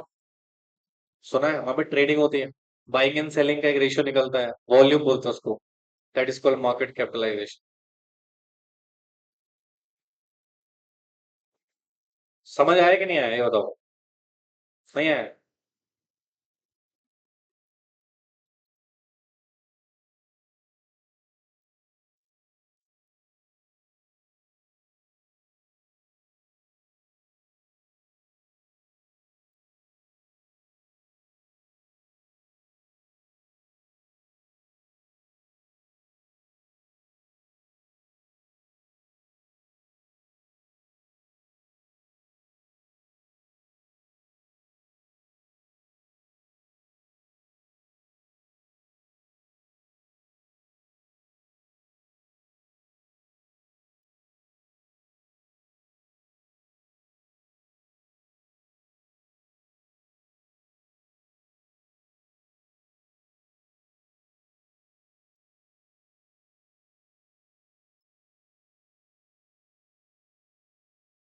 डन। ओके, देखो यहाँ पे लिखा भी है, top 500 and 1000 entities shall be determined on the basis of क्या बेटा? जो इनका मार्केट कैप चल रहा है at the end of the immediate previous financial year, मतलब प्रीवियस फाइनेंशियल ईयर के एंडिंग पे देखोगे कि इनका टोटल मार्केट कैपिटलाइजेशन कितना है, और उसके हिसाब से डिसाइड होगा कि कौन टॉप 500 कंपनी है और टॉप 1000 कंपनी है, ठीक है? बोलो। अच्छा, यहाँ पे देखो क्या है, following companies are not required to appoint women director, मतलब इन कंपनीज को वुमेन डायरेक्टर अपॉइंट करने की जरूरत नहीं है। सबसे पहले क्या लिखा हुआ है? स्पेसिफाइड आईएफएससी पब्लिक कंपनी, या private company which is not subsidiary of public company, ठीक है? Which is not subsidiary of public company, तो इनको बेटा फॉलो करने की जरूरत नहीं है क्या? वुमेन डायरेक्टर के रिगार्डिंग कंडीशंस, ठीक है? बोलो बच्चों। हाँ, बट क्या वॉलेंटरली अपॉइंट कर सकती है? हाँ, मर्जी है। अब एक केस है, revision petition in Jal power corporation limited versus registrar of company जेट का ये केस नंबर है बेटा। It was held that where there was delay of 180 days approximately appointing women director, an application was filed to the compounding office. The same was permitted for company. All director had to pay fine to ROC, should be bring issue the compounding offense and notice special जज for economic offence. मतलब अगर आपने 180 दिन से ज्यादा delay कर दिया है वुमेन डायरेक्टर को अपॉइंट करने में, तो वहां पे बेटा कुछ फाइन वगैरह लगाएगा आरओसी। और आरओसी कंपाउंड कर सकता है। कंपाउंडिंग का मतलब क्या, तुमको बताता हूँ। जैसे मान लो मुझे ना पेनल्टी लग गई 5 लाख रुपए। क्या लग गई? अगर 5 लाख रुपए बहुत ज्यादा होता है, मैंने आरओसी को बोला सर पहली बार गलती करी, माफ कर दो, पेनल्टी कम कर दो। आरओसी यहाँ पे आपकी पेनल्टी को क्या कर देगा? कम कर देगा, जेन्युइन रीजन हुआ तो। बट आप बार बार रिपीटेड डिफॉल्टर हो, तब करेगा क्या? नहीं सर, फर्स्ट टाइम गलती हुई है, उसमें माफी मांग लेते हैं हम कंपाउंडिंग के जरिए, तो हमकी कुछ फीस वगैरह कम हो जाती है। समझ आएगी नहीं आए? पक्का। अभी हमारा टॉपिक चल रहा है सिर्फ टाइप्स ऑफ डायरेक्टर्स का, ठीक है?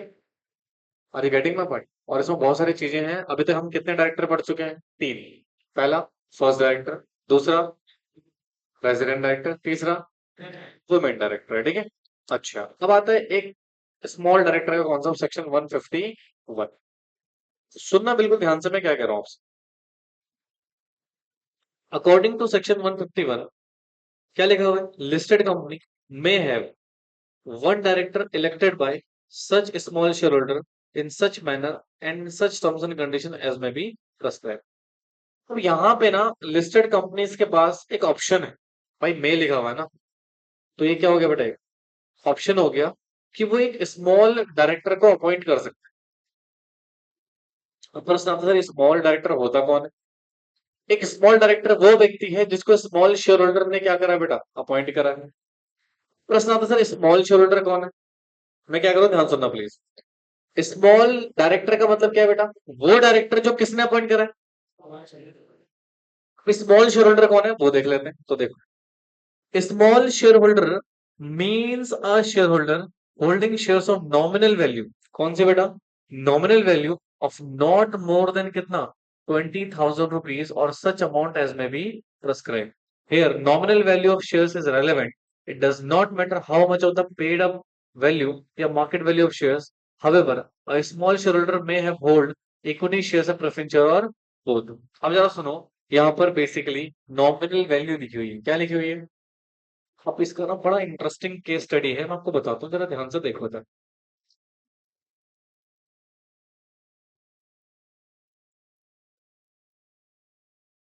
इधर देखो,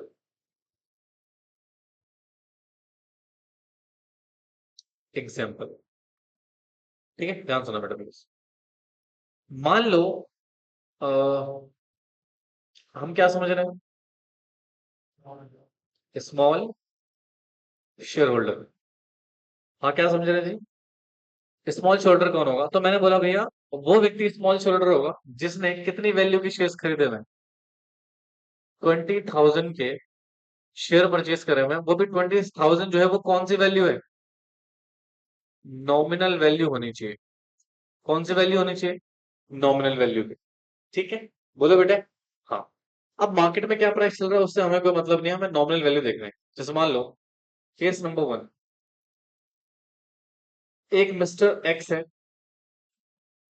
ये होल्ड करता है 1,000 शेयर। कितने शेयर होल्ड करता है? 1,000 शेयर कंपनी में। और इसकी जो नॉमिनल वैल्यू है वो है 10 रुपए, और जो मार्केट वैल्यू है वो है 100 रुपए। मुझे बताओ, क्या ये जो मिस्टर एक्स है ये स्मॉल शेयर होल्डर होगा या नहीं होगा? हाँ, यस और नो। अब सुनो ध्यान से। अगर मैं नॉमिनल वैल्यू के बेसिस पे वैल्यू निकालूं तो 10,000 इंटू 10 कितनी वैल्यू आएगी? सॉरी, 1,000 इंटू 10 10,000 आएगी, ठीक है। बट अगर मैं मार्केट वैल्यू के हिसाब से निकालूं तो इसने कितने शेयर होल्ड करे हुए हैं? 1 लाख। बोलो बच्चों। हम्म। अब प्रश्न आता है, सर क्या mister x small share holder होगा या नहीं? मैंने आपसे क्या कहा था? हमें यहाँ पे नॉमिनल वैल्यू से मतलब है। किससे मतलब है? मार्केट वैल्यू क्या है उससे हमें मतलब नहीं है। तो नॉमिनल वैल्यू कितना है?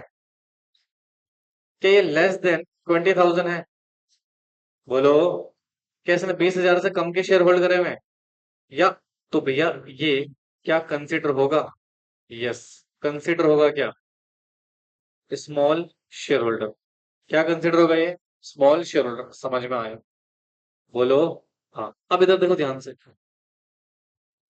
केस नंबर 2, मैंने कहा एक व्यक्ति है मिस्टर ए, और इन्होंने होल्ड करे हुए हैं कंपनी में शेयर्स 5,000 के। कितने शेयर परचेस करे हुए हैं? 5,000। ध्यान तो सुनना बच्चे प्लीज, मैं आपसे क्या कह रहा हूं। मान लो जो नॉमिनल वैल्यू है शेयर्स का और मार्केट वैल्यू है शेयर्स का, मान लो जो नॉमिनल वैल्यू है वो 10 रुपए है। कितना है? और मार्केट वैल्यू जो है वो कितना है? 4 रुपए। कितना है बेटा? 4 रुपए। ठीक है। अब सुनो, अब मान लो इसने कितने शेयर होल्ड करे हुए हैं? कितने की वैल्यू हो गई? बट अगर मैं मार्केट वैल्यू के हिसाब से शेयर का प्राइस निकालूं तो कितना आएगा? 20,000। बोलो। हाँ। अगेन, क्या मार्केट वैल्यू को कंसीडर करना है? भाई मार्केट वैल्यू कितनी आ रही है? 20,000, और हमें वैल्यू 20 से कम का ही होना चाहिए, राइट? और जो नॉमिनल वैल्यू कितनी आ रही है? क्या ये एक्सीड कर रहा है 20,000 को? एक्सीड कर रहा है कितना? भाई 20,000 से ज्यादा का शेयर नहीं होल्ड करना चाहिए आपको नॉमिनल वैल्यू में। तो क्या ये हमारा स्मॉल शेयर होल्डर होगा? No, not consider small share holder. इसको हम क्या कंसिडर नहीं करेंगे बेटा? स्मॉल शेयर होल्डर, क्योंकि नॉमिनल वैल्यू इसकी बेटा 20,000 से क्या हो गई है? ज्यादा, जबकि 20,000 से ज्यादा नहीं। मैक्सिमम 20,000 हो सकती है, 20,000 से ज्यादा नहीं हो सकती। तो यहाँ पर बेटा मार्केट वैल्यू को क्या कर देना? इग्नोर। चाहे वो कितनी भी दी हो उससे फर्क नहीं पड़ता। हमें सिर्फ क्या देखनी है? Nominal value. क्या देखनी है? Nominal value. नॉमिनल वैल्यू बेटा जनरली 10 रुपए से ज्यादा नहीं होती है। समझे? नहीं आया? अब जैसे देखो ना, आप नॉर्मली देखो, एक गूगल फोन है तुम्हारे पास? नहीं है? अच्छा, जमा हो गया क्या? कोई बात नहीं, लिखो उसको।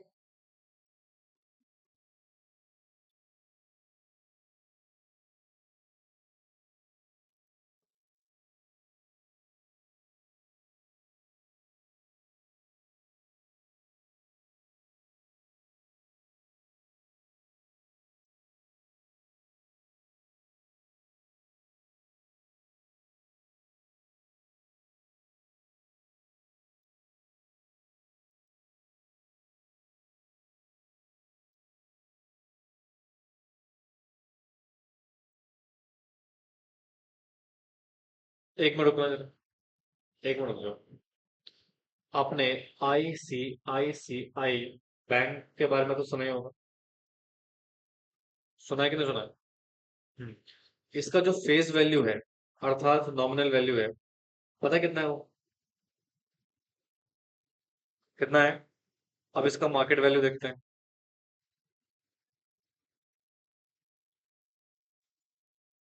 और इसकी मार्केट वैल्यू जो है शेयर की, वो है 1,117.15। अब सोचो, अगर आपने स्मॉल शेयर होल्डर कब कंसिडर हो गए इसमें आप? सुनो ध्यान से। मान लो आपने कंपनी में ना मैक्सिमम 10,000, हाँ 10,000 शेयर खरीदे हो। कितने शेयर खरीदे हुए हैं? ध्यान सुनना प्लीज। अगर आप 10,000 शेयर खरीदते हो ICICI बैंक में, तो बेटा अगर आप नॉर्मली अगर देखा जाए, आपकी नॉमिनल वैल्यू पर अगर मैं वैल्यू निकालूं तो कितनी आएगी? 10,000 इंटू 2 कितनी आएगी? तो क्या आप स्मॉल शेयर होल्डर कंसिडर हो जाओगे? हाँ, 20,000 आपकी वैल्यू है, 20,000 से ज्यादा नहीं है। बट अगर मैं मार्केट वैल्यू पे निकालूं, तो क्या तुम बड़े अमीर लोग हो? हैं जी? बोलो यार। हाँ, मल्टीप्लाई करके बताओ कितना आएगा।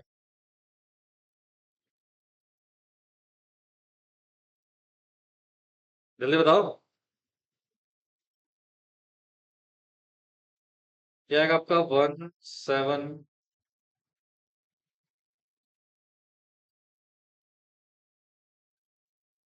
117 लाख, मतलब 1,17,00,000 रुपए का आपके पास वैल्यू है।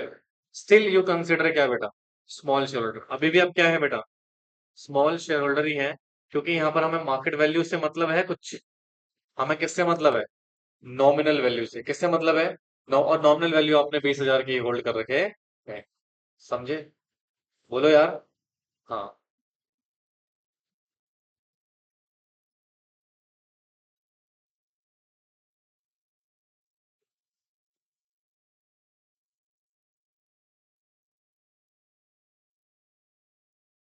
ऊपर कर दो क्या इसको? ये ऊपर वाला लिख ले।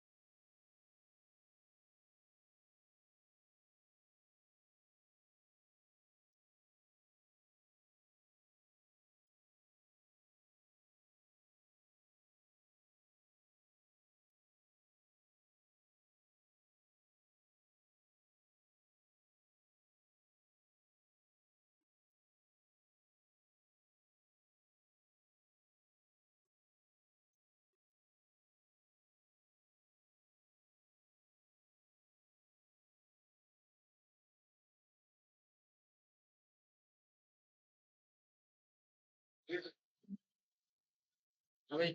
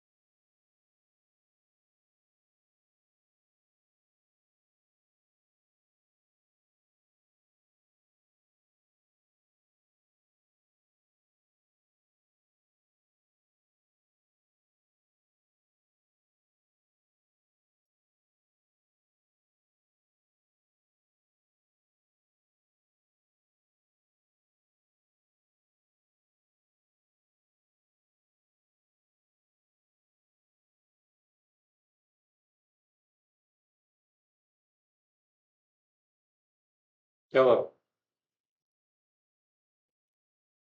टाइम क्यों बताना भाई? पढ़ते रहो सीधे सीधे। लिख लिए? स्मॉल शेयर होल्डर का मतलब समझ में आया? और स्मॉल शेयर होल्डर ने जिस पर्सन को अपॉइंट करेगा उस डायरेक्टर को हम क्या बोलेंगे? स्मॉल डायरेक्टर या स्मॉल शेयर होल्डर डायरेक्टर। ठीक है।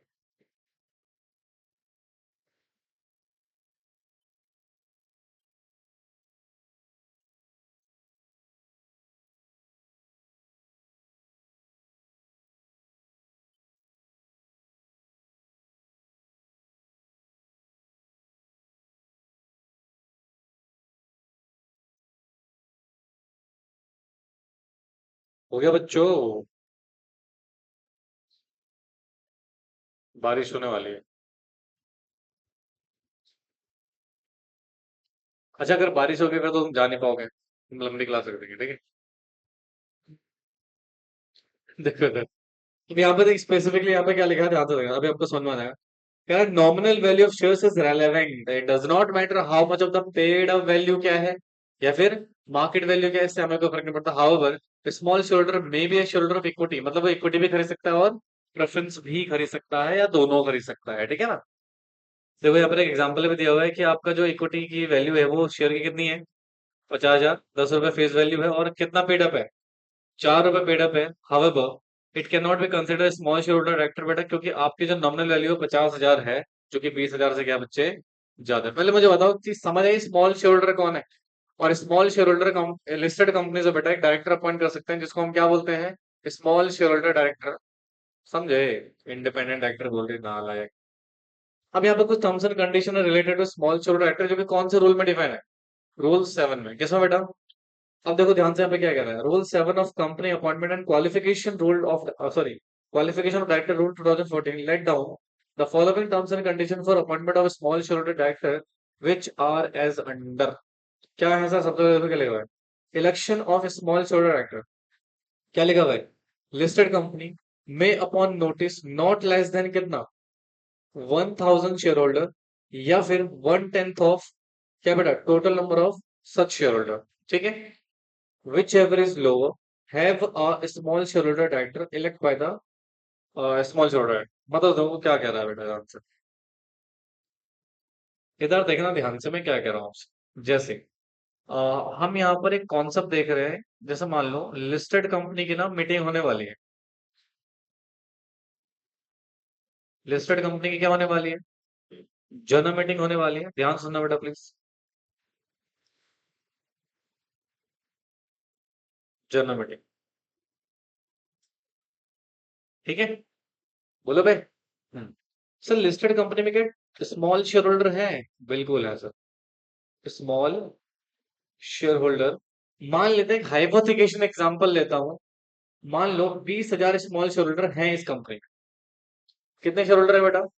20,000 स्मॉल शेयर होल्डर हैं इस कंपनी में, ठीक है। अब मान लेते हैं यहाँ पे सर, कुछ स्मॉल शेयर होल्डर, कौन बेटे? कुछ स्मॉल शेयर होल्डर एक नोटिस देते हैं। क्या देते हैं बेटा? एक नोटिस। किसको? लिस्टेड कंपनी को, नलायको। किसको नोटिस देते हैं? लिस्टेड कंपनी को। और इस नोटिस में कहते हैं भैया अपॉइंट करिए, किसको? एक स्मॉल शेयर होल्डर डायरेक्टर को जो हमें रिप्रेजेंट कर सके आपके बोर्ड में। भाई हम क्यों अपॉइंट कर रहे हैं इसको? ताकि हमारी भी बात सुनी जा सके, यार हमने भी तो पैसा लगाया कंपनी में। हाँ, तो हमारे बात सुनने के लिए हम अपने एक रिप्रेजेंटेटिव को भेजना चाहते हैं आपकी कंपनी के बोर्ड में। ठीक है, तो नोटिस दिया आपने किसको? लिस्टेड कंपनीज को। हाँ सर, ये जो स्मॉल शेयर डायरेक्टर कितने होने चाहिए? तो कह रहा है कम से कम 1,000 तो चाहिए, चाहिए मिनिमम है। या फिर आप 1/10 ऑफ टोटल ले आओ। 1/10 of total SS small share holder. मुझे बताओ यहाँ पे टोटल कितने हैं? 2,000 है ना, सॉरी 20,000 है ना, तो 20,000 का 1/10 कितना होगा? 2,000। Which ever is lower? Lower कितना है? 1,000। तो कम से कम 1,000 स्मॉल शेयर होल्डर ने नोटिस में नोटिस दिया हो किसको बेटा? लिस्टेड कंपनी को। अब 1,000 पर्सन कैसे नोटिस देंगे बेटा? On the basis of application, जो भी एफिडेविट वगैरह देंगे ये, उसमें मेंशन करेंगे हम इतने कंपनी के मेंबर्स हैं, स्मॉल शेयर हैं, और हम इस कंपनी में क्या अपॉइंट करना चाहते हैं बेटा? एसएसडी को अपॉइंट करना चाहते हैं। किसको अपॉइंट करना चाहते हैं? एसएसडी। एसएसडी मतलब स्मॉल शेयर होल्डर डायरेक्ट। ठीक है, तो इसके नोटिस रिसीट करने के बाद देखो, नोटिस आ गया, small share director may have elected voluntary by the listed company. अच्छा सुनो, ये तो आपने नोटिस दिया। अच्छा, समटाइम क्या होता है, ये वॉलेंटरली भी अपॉइंट कर सकते हैं किसको? एसएसडी को। किसको अपॉइंट कर सकते हैं? एसएसडी को। क्या नो नोटिस रिक्वायर्ड? यहाँ पे क्या किसी नोटिस की रिक्वायरमेंट है? नॉट रिक्वायर्ड, क्योंकि भैया यहाँ पर उन्होंने अपनी मर्जी से कंपनी ने क्या कर दिया है? एसएसडी अपॉइंट कर दिया है। बिल्कुल सर, ये भी हो सकता है कि कंपनी खुद ही अपनी मर्जी से क्या अपॉइंट करे बेटा? हाँ जी। आगे देखो क्या कह रहा है। 10. A listed company may, on its own motion, act to appoint the SSD in such no notice is so required. बता चुका ऑलरेडी। क्या समझ आया ये वाला पॉइंट? बोलो। हाँ। अच्छा आगे देखो क्या लिखा हुआ है। Notice of intention to propose a candidate. भैया सुनना ध्यान से, तुम अपॉइंट तो करना चाहते हो, बट किसको अपॉइंट कर रहे हो ये भी तो बताओगे। तो देखो क्या लिखा हुआ है। Small share holder intending to propose a person as a candidate for post of the small shareholder director shall leave a signed notice in their intention with the company at least 14 days before the meeting. Under their signature specify the detail and proposed director detail. The detail include name, address, share held by the folio number, etc. For the purpose of does not hold any share in the company. The proposer does not hold any, the detail of the share held by the folio not need to be mentioned. अगर उसने share नहीं hold करे हुए हैं तो फिर इन सब डिटेलों की जरूरत नहीं है। तो सुनो ध्यान से बेटा क्या हो रहा है। आपने नोटिस दिया, कितने दिन पहले दोगे? 14 डेज बिफोर। कब दोगे? 14 days before meeting.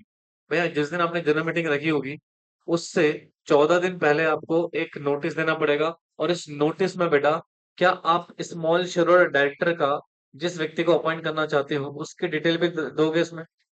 Detail of proposed person, जिसको भी आप अपॉइंट करना चाहते हो, उस पर्सन के बेटा इसमें क्या दोगे? आप डिटेल्स दोगे, उसका नाम, एड्रेस, अगर उसने कोई शेयर होल्ड करा हुआ है तो वो, अगर शेयर होल्ड नहीं करा हुआ है तो फिर आपको फोलियो नंबर वगैरह की डिसाइड करने की जरूरत नहीं है। समझे? पक्का? इसको बना लो पहले।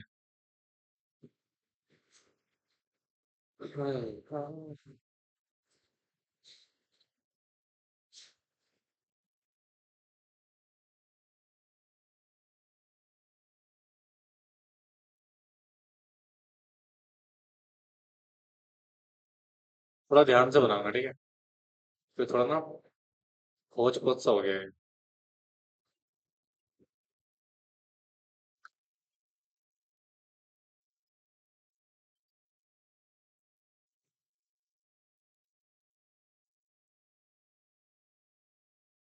काजल, लिख रही हो तुम? आज तुम सो क्यों रही हो क्लास? है। ऐसा लग रहा है जबरदस्ती पड़ रही है।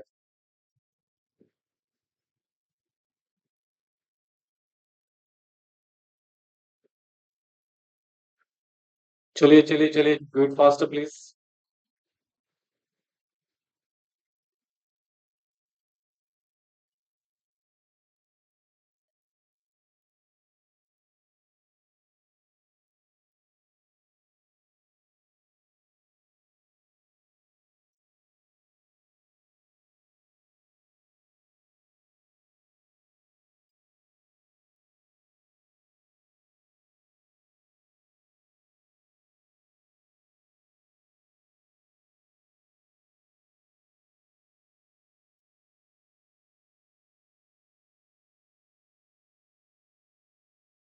हो गया।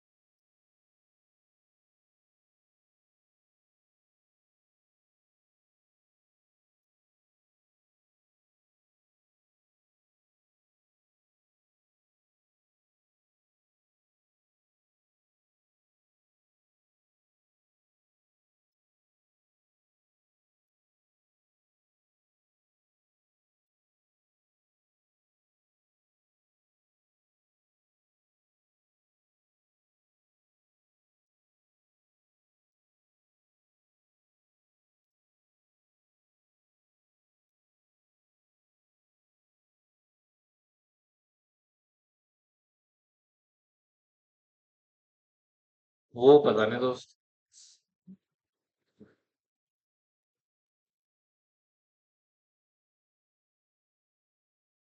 वो लिख तो रही है, वो क्या लिखा है, वो मुझे क्या पता वो क्या है। कहाँ पे? 1/10 ऑफ टोटल। एसएस। एसएस मतलब स्मॉल चिल्ड्रन। हो गया। प्रपोज पर्सन, मतलब जिस व्यक्ति को आप अपॉइंट करोगे, जल्दी करो यार। हो गया। पक्का? श्योर? ओके। अब आगे देखो। तो सर आपने नोटिस दे दिया। अब यहाँ पे देखो ये लिखा हुआ है, statement by propose small children director. कह रहा था notice shall accompanied by the statement signed by the propose director for post of the directorship. मतलब देखो, जो व्यक्ति डायरेक्टर बनेगा, जो एसएसडी क्या होगा बेटा, बनेगा, उसको एक स्टेटमेंट देनी है। और उस स्टेटमेंट में उसको क्या क्या देना है, सबसे पहले बताएगा मेरे पास क्या है, एक वैलिड दिन है। दिन तो पढ़ लिया हमने। और ये बताएगा कि मैं डिस्क्वालीफाई नहीं हुआ इस पर, सेक्शन 164 के हिसाब से मैं डिस्क्वालीफाई नहीं हूँ सर। फिर बताएगा कि मेरी कंसेंट है, मैं डायरेक्टर के तौर पे काम करना चाहता हूँ। ठीक है, तो ये सब चीजें आप बताओगे, देन कंपनी बेटा आपको आगे कंसिडर करेगी। फिर आपको प्रपोज किया जाएगा, फिर वोटिंग होगी, फिर आपको अपॉइंट कर लिया जाएगा। समझ में आया कि नहीं आया? आगे देखो क्या लिखा हुआ है। कह रहा है एसएस जो स्मॉल शेयर डायरेक्टर है, तो बी इंडिपेंडेंट डायरेक्टर भी हो सकता है। Small share director can be consider independent director यदि वो एलिजिबल है to appoint as independent director as per section 149 subsection 6। मैंने आपको बताया था ना, सबसेक्शन 6 जो है वो टर्म्स एंड कंडीशन बताता है आईडी की। किसके बेटा? कि कौन आईडी हो सकता है, कौन आईडी नहीं हो सकता है। जैसे मैंने अभी बोला था ना आपको कि सर, हो सकता है इस पर्सन ने शेयर खरीदे हो सकता है इस पर्सन ने शेयर नहीं खरीदो। तो इस व्यक्ति ने शेयर नहीं खरीदे हुए, तो उस केस में कंपनी का तो इसका कोई लेन देन ही नहीं है। बोलो। तो that was the time sir, मैं इसको आईडी भी अपॉइंट कर सकता हूँ, but the condition is that इसने 149 सबसेक्शन 6 की कंडीशन फुलफिल कर रही हो। ठीक है। दूसरा, ही गिव डिक्लेरेशन हिज इंडिपेंडेंस, और ये अपनी इंडिपेंडेंस की डिक्लेरेशन देगा कि हाँ भैया, मैंने सेक्शन 149 सबसेक्शन 6 की कंडीशन फुलफिल कर रखी है, and I can be a independent director. ठीक है। उसके बाद क्या था सर, टेन्योर क्या रहेगा इसका ऑफिस का, और इसका नो रिटायरमेंट और रोटेशन। और रोटेशन वाला कौन सा वर्ड आपको समझ में नहीं आएगा, वो हम करेंगे नेक्स्ट क्लास में। देखो क्या लिखा है, tenure of SSD shall not exceed, किससे ज्यादा नहीं हो सकता बेटा, 3 कंसेक्यूटिव ईयर, मतलब 3 साल तक को इसको अपॉइंट करेंगे बेटा, उससे ज्यादा नहीं। He shall not be liable to retire by rotation, और ये रोटेशन से रिटायर्ड नहीं होगा। सर रोटेशन क्या है बेटा, 152 वाला सेक्शन है, पढ़ेंगे आगे चल के। Further he shall not eligible for reappointment for the expiry of his term, मतलब उसको रीअपॉइंट भी हम नहीं करेंगे। यानी कि सिंपल सी बात है, सुनो, एसएसडी अपनी लाइफ टाइम में कंपनी में कितने साल तक डायरेक्टर रहेगा? 3 साल तक। उसके बाद ना तो उसकी रीअपॉइंटमेंट होगी और ना ही वो रिटायर बाय रोटेशन होगा। ठीक है, बोलो बच्चों। ग्राउंड्स ऑफ डिस्क्वालिफिकेशन सेम है बेटा जो बाकी डायरेक्टर्स की होती है, सेक्शन 164 में डिस्क्वालिफिकेशन ग्राउंड दिए हुए हैं। कुछ ग्राउंड्स यहाँ पे लिखे हुए हैं इन्होंने, ग्राउंड्स ऑफ वेकेशन, ऑफिस कब इसको वेकेट करना पड़ेगा, वेकेट करना मतलब खाली करना पड़ेगा, ऑफिस छोड़ना पड़ेगा। तो देखो, small share holder director vacate करना पड़ेगा ऑफिस यदि सीज टू बी क्या बेटा, स्मॉल शेयर होल्डर ऑन और from the date of cessation, मतलब अगर ये एसएसडी रहा, स्मॉल शेयर होल्डर रहा ही नहीं, भाई या तो आपने शेयर खरीदे हुए कंपनी में या तो नहीं खरीदे हुए, नहीं खरीदे फिर तो बात ही खत्म। अगर आपने शेयर खरीदे हुए हैं तो आपका मस्ट बी क्या होना जरूरी है, स्मॉल शेयर होल्डर होना जरूरी है। एक बात बताना कि small share holder large share holder के पर्सन को अपॉइंट करेंगे क्या? वो तो उनके फेवर में बात करेगा। मैं अगर अपने डायरेक्टर अपॉइंट करूँ तो अपने में से किसी को करूंगा ना। हाँ, तो जैसे ही स्मॉल शेयर होल्डर नहीं रहा, वैसे ही इसको पोस्ट खाली करनी पड़ेगी। ठीक है। दूसरा, ही इनकर एनी डिस्क्वालिफिकेशन, ऑब्वियस सी बात है 164 में किसी भी डिस्क्वालिफिकेशन ग्राउंड में अगर ये फंस गया तो इसको ऑफिस खाली करना पड़ेगा। ऑफिस ऑफ डायरेक्टर विकेट हो जाता है किसके हिसाब से, सेक्शन 167 के हिसाब से, तो भी खाली करना पड़ेगा। या फिर ये इंडिपेंडेंट डायरेक्टर नहीं रहेगा किसके हिसाब से बेटा, तो भी इसको ऑफिस खाली करना पड़ेगा। इस केस में आईडी वाला ऑफिस खाली करना पड़ेगा, एसएस वाला नहीं। ठीक है, बोलो बच्चों। ओके, अब आता है number of small share directorship, मतलब एक पर्सन कितनी कंपनीज में एक टाइम पे independent sorry small share director appoint हो सकता है। जैसे मान लो मैंने एक्स को एसएसडी बनाना चाहता हूँ और वो ऑलरेडी किसी कंपनी में एसएसडी है, तो क्या हम उसको अपॉइंट कर सकते हैं? तो देखो जरा से क्या करें, a person shall not hold office of small share director more than कितना बेटा, 2 कंपनीज, मतलब मैक्सिमम कितने कंपनीज के डायरेक्टर बन सकते हो आप? तो सेकंड कंपनी बेटा आपकी कॉम्पिटिटिव बिजनेस की नहीं होनी चाहिए, या आपका ऐसा बिजनेस ना हो जो कॉन्फ्लिक्ट हो रहा हो। ठीक है, मतलब सुनो क्या कह रहा है। जैसे मान लो मिस्टर एक्स है, ये ए लिमिटेड और बी लिमिटेड में स्मॉल शेयर डायरेक्टर है। क्या बेटा ये एस एस डी है। या एक काम करो, ये इसमें एसएसडी है, ए लिमिटेड में। किसमें एसएसडी बेटा ये, ए लिमिटेड में। अब ये जो है ये अपॉइंट होना चाह रहा है बी में क्या, एसएसडी। अब जो बी तो सेकंड कंपनी हो गया ना इसकी। हाँ, तो ये जो सेकंड कंपनी है ना वो इसकी क्या नहीं होनी चाहिए, नॉट कॉम्पिटिंग या राइवल फर्म नहीं होना चाहिए। ये इसकी क्या होनी चाहिए बेटा, कॉम्पिटिंग फर्म नहीं होना चाहिए, same kind of nature of business नहीं होना चाहिए। तब जाके बेटा दो कंपनी में होल्ड कर सकता है, उससे ज्यादा नहीं। समझ में आया? बोलो बच्चों। हाँ, अगला क्या लिखा, no association with the company for next 3 year, he shall directly indirectly not appointed or associate in any manner other capacity with the company either directly or indirectly for the period of 3 years from the cessation of the SSD, मतलब जिस दिन इसने SSD की post से क्या हुआ बेटा, ये रिटायर्ड हुआ, या फिर इसको हमने वेकेट करना पड़ा ऑफिस, या इसका टेन्योर खत्म हो गया, अब नेक्स्ट 3 साल तक ये फर्दर एसएसडी नहीं बन सकता। क्या उसके बाद बन सकता है? बोलो। इधर देखो, इधर देखो इधर। एक तो पता नहीं तुम लोगों का ध्यान कहाँ है, इधर देखा ध्यान से। हम यहाँ बात कर रहे हैं टेन्योर एंड रीअपॉइंटमेंट। किसकी बात कर रहे हैं, टेन्योर, और किसकी बेटा, रीअपॉइंटमेंट ऑफ किसकी, एस एस डी। तो सर सबसे पहले तो उसने बोला कि जो एसएसडी का टेन्योर रहेगा, टेन्योर ऑफ एसएसडी, भाई एसएसडी का मतलब क्या है, स्मॉल शेयर राइटर, तो ये मैक्सिमम कितने साल का हो सकता है, और वो भी कॉन्जिक्यूटिव होने चाहिए। कॉन्जिक्यूटिव मतलब लगातार 3 साल होने चाहिए। ऐसा नहीं बेटा 1 साल रखा फिर 2 साल छोड़ दिया, फिर 1 साल रखा फिर 2 साल छोड़ा, ऐसा नहीं, लगातार क्या होने चाहिए बेटा, 3 साल होने चाहिए। अच्छा मान लो 3 साल एक्सपायरी हो गए, ऑन एक्सपायरी ऑफ 3 ईयर, तो क्या फर्दर रीअपॉइंट हो सकता है? Can't be reappoint, can't be. जैसे ही 3 साल एक्सपायर हुए इसको हम रीअपॉइंट नहीं कर सकते, लॉ मना कर रहा है। इसका मतलब इसके बाद जिस दिन इसके टेन्योर एक्सपायर हुआ, 3 साल तक इसका कूलिंग ऑफ पीरियड चलेगा। क्या चलेगा? Cooling of period. Cooling of period का मतलब होता है इस दौरान कंपनी से इसका कोई भी लेना देना एसोसिएशन नहीं होना चाहिए। नो एसोसिएट या नॉट एसोसिएट विद कंपनी, ये कंपनी के साथ क्या नहीं बेटा, नॉट एसोसिएट विद कंपनी, यानी कि 3 साल तक कंपनी से किसी भी प्रकार का इसका रिलेशन डायरेक्टली डायरेक्टली नहीं होना चाहिए। सर 3 साल के एक्सपायरी के बाद, एक्सपायरी ऑफ 3 ईयर, क्या फिर मैं इसको अपॉइंट कर सकता हूँ? यस, अपॉइंट हो सकता है बेटा एज एसएसडी। समझ में आया? पक्का लिख लो उसको। और आज के लिए इतना ही कराऊंगा, ठीक है? तो फाइनली एसएसडी यहाँ पे खत्म हो गया हमारा। एसएसडी यहाँ पे क्या हो गया बेटे? खत्म हो गया। एंड आई होप सो आपको समझ में आया हो। ठीक है, सेक्शन कौन सा था इसका? 151। और रूल कौन सा था? Rule 7 of company appointment and qualification of director, rule 2014। ठीक है, तो आज के लिए इतना ही करेंगे बेटा। समझ आया कि नहीं आया तुम्हारे बताओ? पक्का? बोलो। इसको कॉपी कर लो फटाफट से आप लोग।